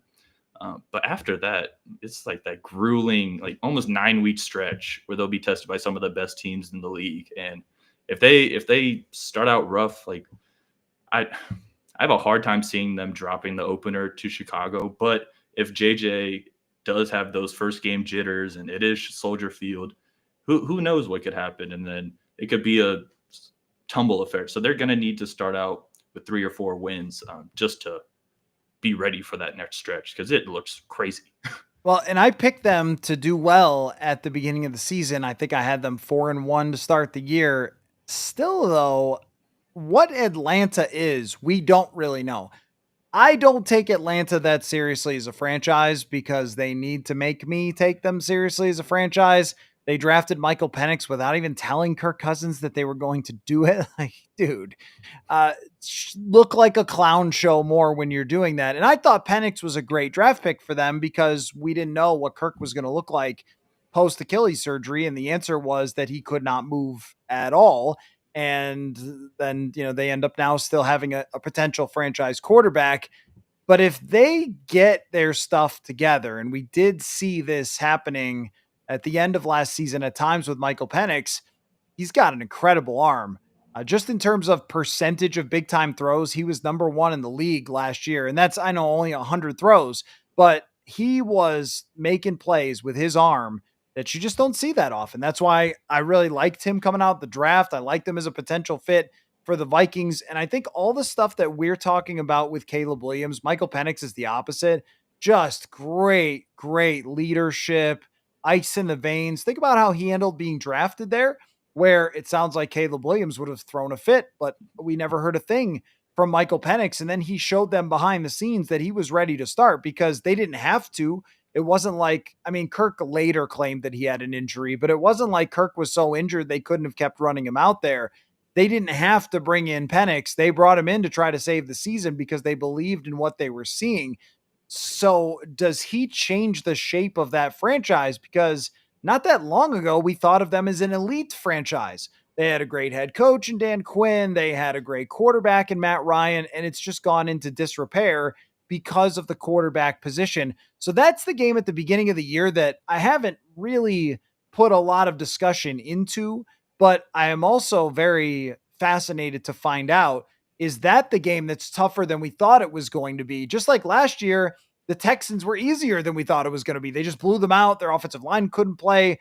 But are the Falcons ready to be the team in the NFC South now that they have their quarterback in place? And then all of a sudden, this beginning of the season, because Burrow comes next, then you got the international games. Maybe the beginning of the season looks harder if Michael Penix is that guy. Yeah, I'm calling it the easiest stretch of the schedule, but it's still with some good competition. Mm-hmm. Like those first 3 games, you can't just look over them and act like these aren't teams that are going to put up a fight and be ready to compete. So especially the Bengals one too, I've been harping on my worries for the Vikings cornerback room this whole offseason. So showing up and Jamar Chase and T Higgins is right there. It's going to be tough to figure that out, but I don't know. If they're all winnable games, and they're just gonna need to start fast, because otherwise I can see the confidence start to unwind, because they are going into the season with the mindset. What's Grenard's shirt? Do more. More is required. Yeah, more is required. Yes. So that's kind of the attitude. So they start out, they drop 2 or 3 of the first 5. The whole mentality of the team might switch. So. And, I think back to previous years, and the Vikings faced 2019. It was Atlanta in their opener. 2020 was the Packers, so that one was interesting, but there were no fans, and it was weird. And they had Tampa Bay 2 years ago. Okay, well, they lost that game, but I mean, Tampa Bay, there's no rivalry there really with the Vikings. This out of the gate, 2 national TV games, and 2 quarterbacks who were drafted in the same class, 2 franchises that are looking to take the same big step as the Vikings. This might be the most exciting out of the gate that we have seen from the Minnesota Vikings in a very, very long time. My first year covering them, they played the Titans on the road. And it was like, okay, like great start, I guess, to the season. The next week was unbelievable, but that was the first game in US Bank Stadium was the following week. But it was like, yay, football's back, I guess. Let's get the preseason game out of the way, and then we'll get to the real season. It is not that way. It is out of the frying pan into the fire for the Vikings. All right, number 5. Well, that game 1 also, we talked about how the NFC North is super competitive. Who knows week 16, 17, what the records are going to be. And we might look back to week 1 and be like, if we didn't drop that or if we got that, like it's such a big – it matters. Yes. Yeah, it matters a lot. But anyway, for my 5th one, I'm kind of off the NFC North talk. I want to talk Travis Hunter. I want to see if he will not just be able to play both of positions, but play them effectively, because I think they're committed to letting Travis be who he is. But he's going to have to be an alien to be able to be a good player on both sides of the ball. And honestly, I believe in his skill, but I'm not confident in the durability, because in 2021, he tore his PCL. In 2022, he tore his ACL and MCL. 2023, he lacerated his liver against Colorado State. And then this last year, he was dealing with a shoulder injury. So if you were having a hard time staying healthy at college playing both ways, it's going to be a whole new ball game at the pros. But I think he has the talent. It's just you can't control your body sometimes. So it's going to be interesting to see. Well, you just tape up the liver and get back out there. That's all. It's not that hard. Here's what makes me sad about Travis Hunter is I enjoyed the heck out of watching him at Colorado. So much fun. And I also think that one of the reasons Shadur Sanders is not a top draft pick is how many amazing catches Travis Hunter made or yards after catch. And it was like, oh, great job, Shadur, touchdown. Like, well, was it really though? Or was that just put it anywhere near Throwing Travis it up Hunter? to one of the guys with the best ball skills in college. I mean, honestly, some of the best I've ever seen just going up and tracking the football. It's like a smaller DeAndre Hopkins or something. But the fact that he's playing for the Jaguars, we are never going to see Travis Hunter. I think that they have one national TV game, and that is it for the entire year. They Good. couldn't even throw him three. Now they care so much about Thursday night that they couldn't even throw him a couple of garbage Thursday nights to get us on television. I look forward to seeing him on NFL Plus occasionally. I'll just go look and see what he's doing or highlights of him making a catch. But almost how I felt about Marvin Harrison Jr. last year was like, well, he's going to Arizona, so I guess I'll check his fantasy numbers this season, and that's about it because you're not going to see him on TV too many times. For their sake, if they improve under their new coaching staff and their new management, then we'll see him down the line. But this fascinating experiment is just not going to be in front of us a whole heck of a lot. We're going to have to read about it or watch it on social media play out. And that is pretty disappointing. I know if he had gone to Cleveland, it's not that much different, but Jacksonville is the ultimate buried in your hole in the South, and we're not going to see you much. But I feel the same way. I really, really enjoy him as a player. More about his personality has come out recently and just the attitude he has toward life and other people. And I think he is a special person. But I tend to agree with you. The cornerback position gets hurt a lot in general. And can you run routes with the level of detail of guys who do it for their whole life since they were 6 at the NFL level? Or is that going to be too hard? Like he's been, I mean, such a great corner. I think that's one where you could do a little bit easier, but can you really get open as a wide receiver? And can you take the amount of punishment that it's going to take? I know he wants to do it. They think he's going to be special. I hope he does. I love Shohei Ohtani. I love guys who break the game, no matter what sport it is, just people in any sport who's breaking the game. Serena Williams comes in hitting it harder than anybody else. So Bryson DeChambeau, just his approach and hitting the ball farther than anyone and all that. Like I love when that happens, but is he going to be able to pull it off is a great question. Definitely one of my things to watch this season that I would agree with. Good call. Yep. And then for my next point, I'm a wide receiver guy, as we know, and I really want to see how these rookie wide receivers perform. And I think Jaden Higgins has a real chance to, at least this year, be the best rookie receiver. I think it's so many good things going for him by being able to play alongside Nico Collins, who is pretty much his clone. And also he could get catch passes from CJ Stroud, especially with Tank Dell out and Diggs off the team. They're going to need somebody to step up and get more targets. And I think Jaden Higgins will fill into that offense perfectly. Other than him, I wanted to go with like Emeka Egbuka because I think he's the most NFL ready right now. I just don't know what his target share is going to look like with Godwin and Mike Evans. But when Godwin's kind of on his way out, I think Egbuka is going to take everything he learned from him and just be a new revamped version. Well, the fact that the two of the top wide receivers went into the NFC North is eye-catching for me. Matthew Golden runs that 4.3. I don't think he's a first-round pick if he doesn't. That, to me, is always kind of a red flag. But if it clicks, he could be very dangerous against the Vikings. And Burden was a guy that I thought might even fit for the Vikings. And there's some questions, personality, stuff like that. But he is really good with the football in his hands. So how good are those guys? That's going to impact this year's results in the NFC North. Let me tack on to this, though, that I might actually be more interested because of the pure intrigue of the class in what last year's wide receivers do this year. I mentioned Marvin Harrison. It was pretty meh. It was just okay. And Malik Neighbors was fantastic, but still doesn't have a great quarterback throwing to him. At least it's better than it was last year where it was a complete mess. He may have a rookie quarterback eventually that is throwing to him, but that group there, the generational wide receiver class that was last year, and think about how no defensive players went in that draft till what, like the 14th overall pick or something. That has got my attention still of who takes the next step, who becomes a superstar, who changes a franchise. Because after 1 year, I think Neighbors clearly is better. But if Harrison Jr. does it, then you might be talking about Arizona as the team that nobody discussed all offseason and then competes for the division. Yeah, that was another one of my things on the list. It Oh, was no, I ruined it. no, it's a perfect segue. Marvin Harrison and Romo Dunze. I'm Oh, trying to Roma see if Dunze, they will catch up to Neighbors and Brian Thomas. And Harrison, I was looking at it after we talked last show, and I don't see why we should be optimistic that he's going to really improve. I don't think they added any other weapons around him. They have the same OC. So if they're just going to keep chucking it deep to him, I'm concerned because I'm worried. I don't know if it's a game plan thing or if the coaches see something that he lacks and they're not confident that he could run all the routes at the NFL level. So it'll be interesting to see. And then Romo Dunze, I have him as my biggest breakout player of the year. I think Ben Johnson is going to get this offense at least like competent.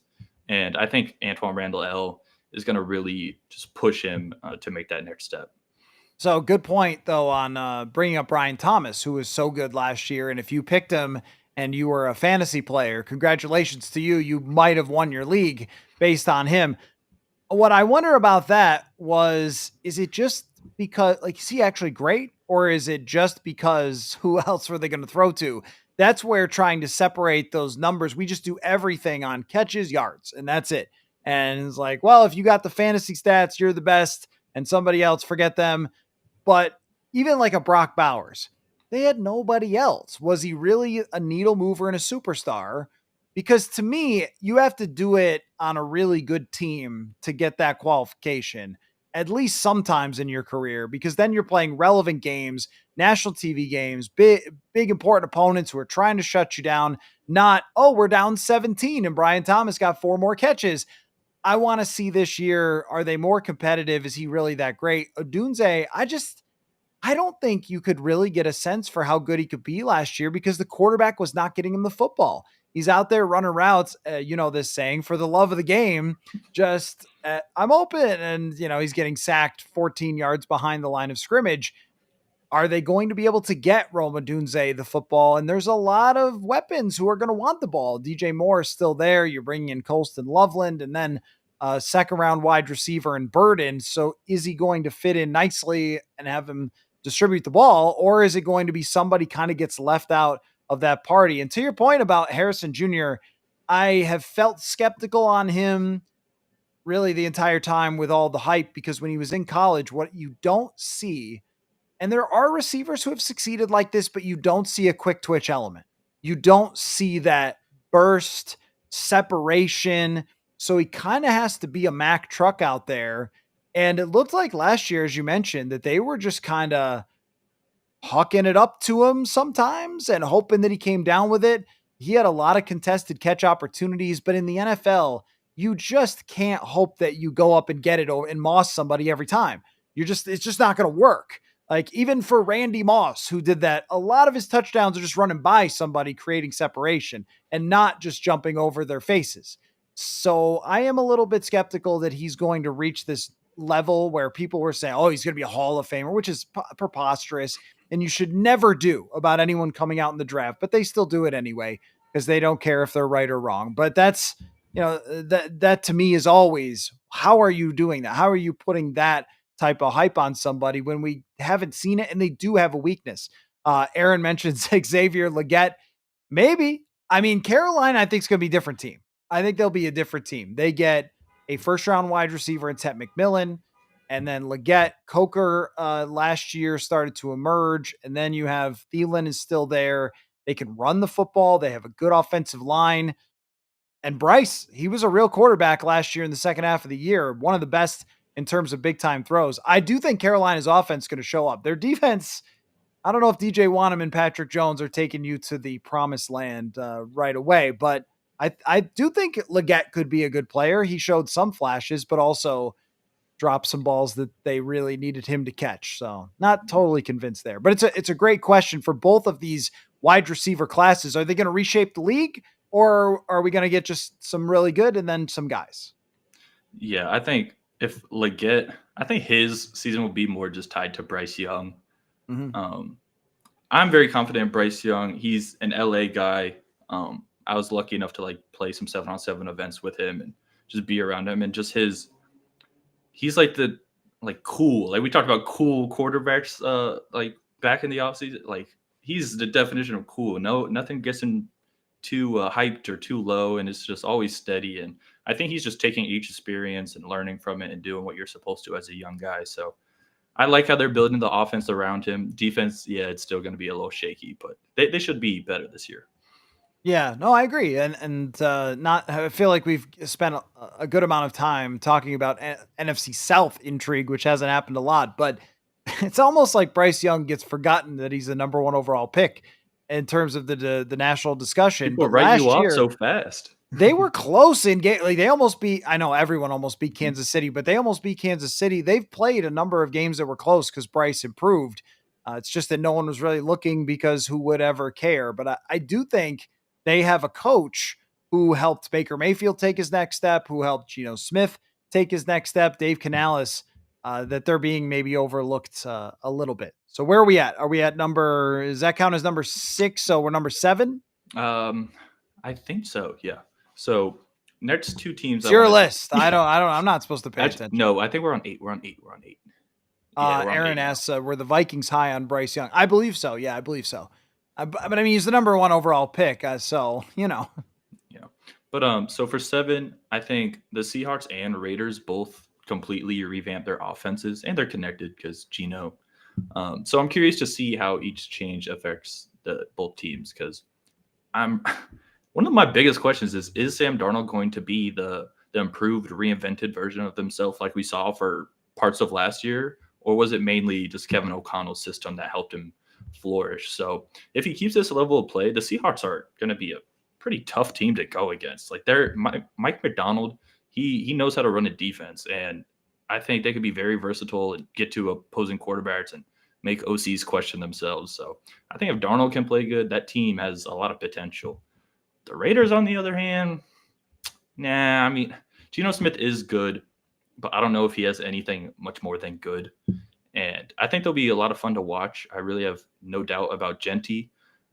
Running backs, I feel like, transitioned to the league pretty well. And then they added some other weapons throughout the draft. So I think they'll be a more fun team to watch this year, but I think it's just going to be the Raiders. And they're also in a tough division, so it's hard for them to really scrape out a lot of wins. So let me tell you a tale. Once upon a time in the National Football League, there was few teams that were more fun to watch than the Oakland Raiders, or Los Angeles before that. But when they had, Al Davis was still alive, and they had a wide receiver who had been a track star, James Jett. And they had another guy whose name was Rocket Ishmael because he was so fast. And Tim Brown was one of the best receivers of all time. And they had quarterbacks who would just throw deep constantly. Running backs out of the backfield who were fast, Harvey Williams, Napoleon Kaufman. They haven't been that fun since. And maybe there's been a season that someone else who isn't as old can think of where the Raiders were a good time. But they haven't won a division in forever.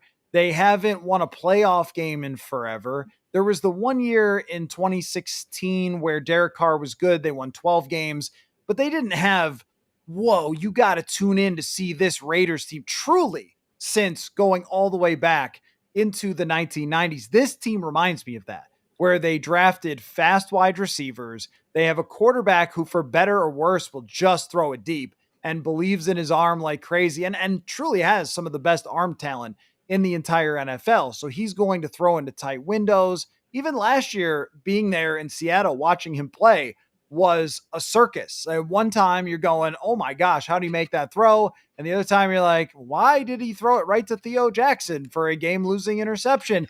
That's the Geno Smith experience. And then you add Ashton Genty to this, but Genty is going to be, for sure, would be on my list. And I'll do one of these probably some night myself.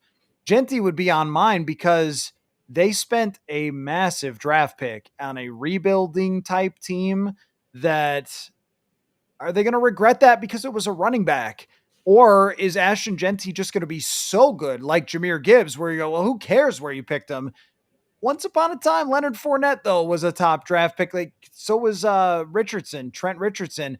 There's no guarantee just because you're generational in college that you're going to be in the NFL. If he's everything that he's supposed to be, that could be so much fun to watch, though.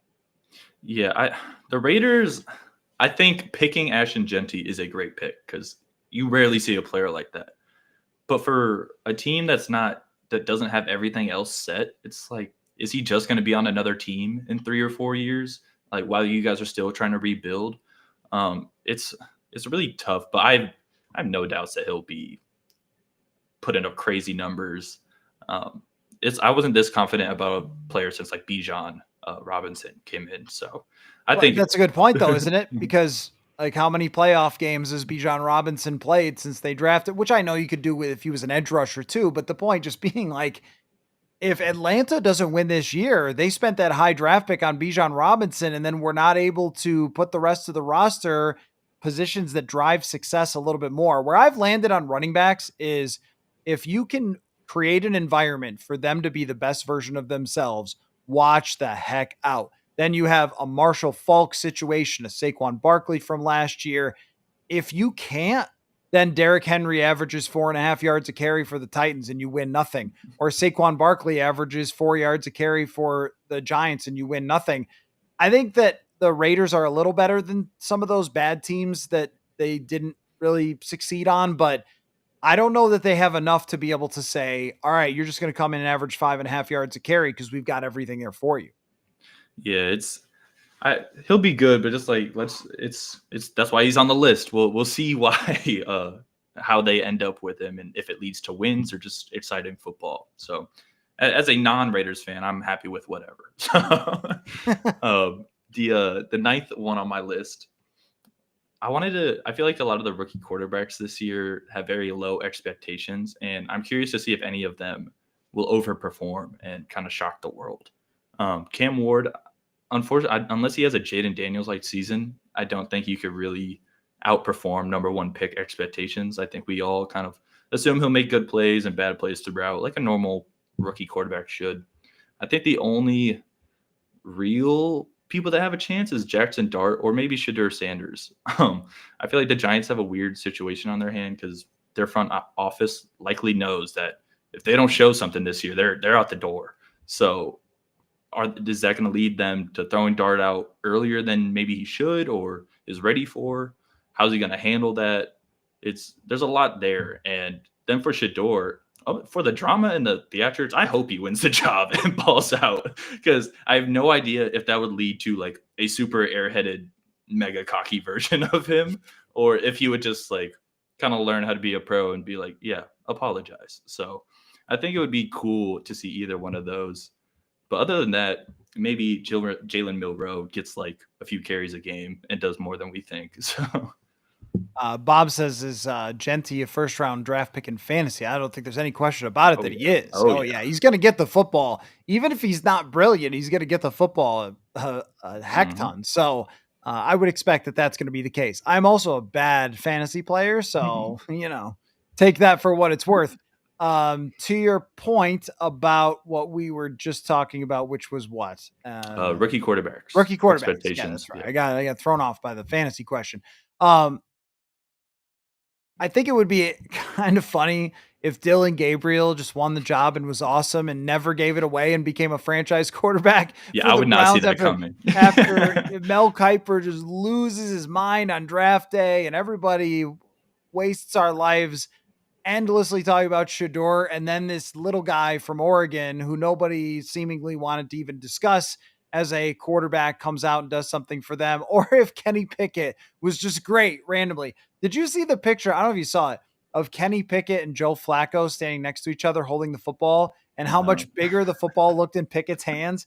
His hands, I kid you not, are the same size as mine. I've picked up the NFL ball before. I'm like, no, I have no clue how this man throws his football. This thing is huge. Double gloves. Yeah, right. It has to be. But the Jackson Dart thing, is he just maybe the least intriguing rookie quarterback that I can ever remember?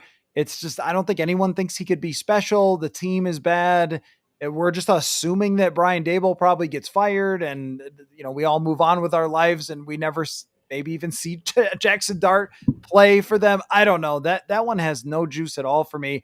I guess I would be interested in when it comes to Cam Ward, just how does he navigate this? That is as poor of a franchise as it gets in the NFL.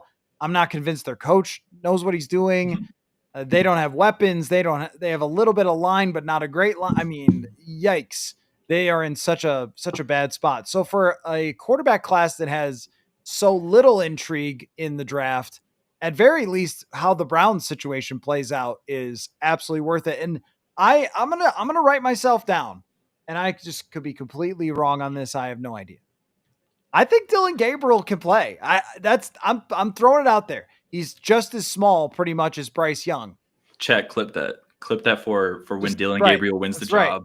When Dylan Gabriel wins the job / MVP / rookie of the year, I think he's got a live arm and some athleticism to be able to play. But if you in Stefanski's system have a live arm and you can run some bootlegs and get out and throw down the field, you can have some success. So I'm gonna put my stamp on Dylan Gabriel and see what happens. Once upon a time, I said, you know what, this Sam Howell guy, I think he's like QB1, and actually all the quarterbacks were so bad that he still could be someday. He's got time. After going to the Kevin O'Connell rehab facility for quarterbacks. So, okay, what is the final one of your internship? Your last take. This is very important. Yep. The final one, I was thinking hard about what I could talk about. And really, I just want to know how many kick return touchdowns we're going to see this year. There were 7 last year, and there was only 4 the year before.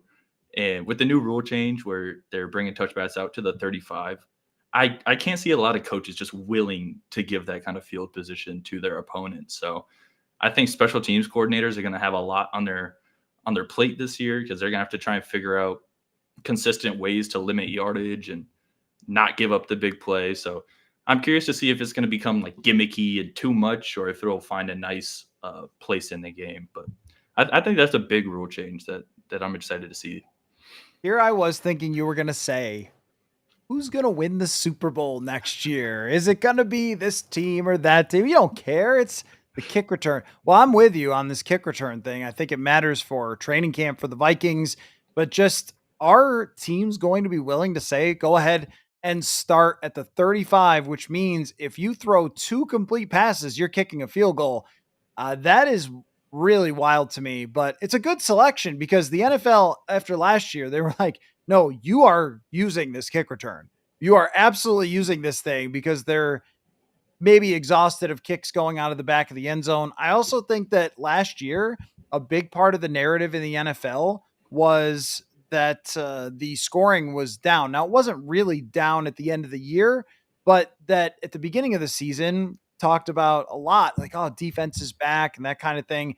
And I wonder if the owner said, you know what, we haven't had a scoring increase in a while, so why don't we give ourselves a hand here? Bob, the rule change, it's just that if it's the same as last year, but if you kick it into the end zone and it's a touchback, then it goes out to the 35, which is even more incentive for teams to actually kick it inbounds, let the returner have it.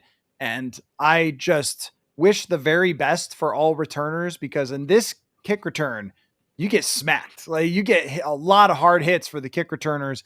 I think the Vikings may keep Ty Chandler because of that. So, well, I'm curious to see who wins the Super Bowl next year and all the things that would be cool too. That's maybe a good selection as well. Let me say this before we wrap up, though, Clay. It has been an absolute pleasure to have you as Intern Clay here on the show. You have brought a lot of fun, great questions.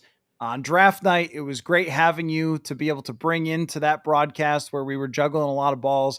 But I think most of all, what I've enjoyed is just your attitude and approach to this job. What people don't see is necessarily, I should watch every show, the progress you've made, that you came to me more as a writer.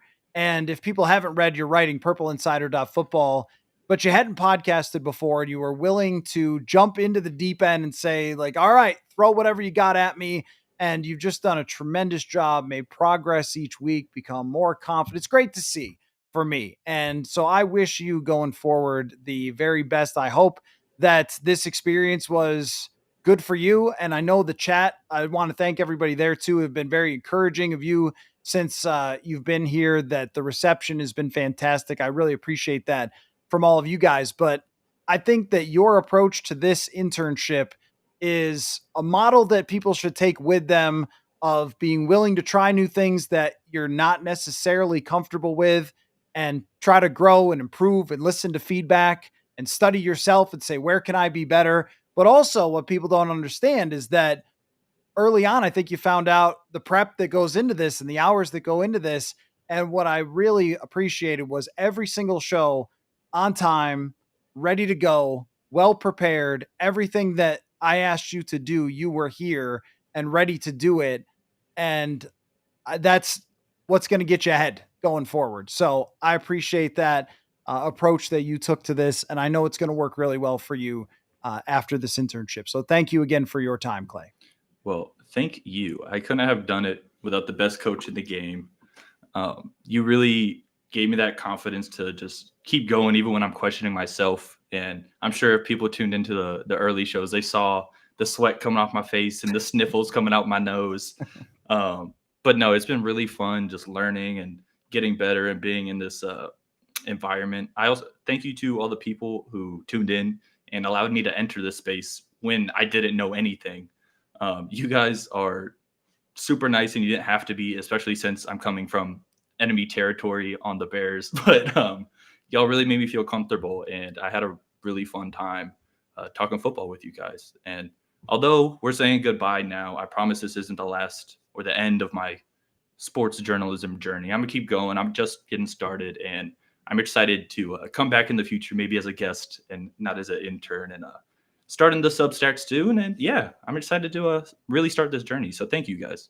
Yeah, very good. And you got some opportunities here coming up for you writing wise, but people can reach out to me if there's, I know a lot of people listen to the show. If anybody knows of other opportunities, media, writing wise for you, podcasting wise, just shoot me a note, Matthew Coller at Gmail, or on Twitter or something like that. So thank you again, Clay Petrie. You did a great job. You should be very proud of it, and best of luck going forward. Now is the big moment for you. The last time. Let's make it count here. Yeah. Well, I appreciate it. Thank you guys, and football. See, I'm proud. That was good. That was good. He brought that last one. That was a struggle early on. He did pretty much great at everything else, but the football was not as intense as it needed to be.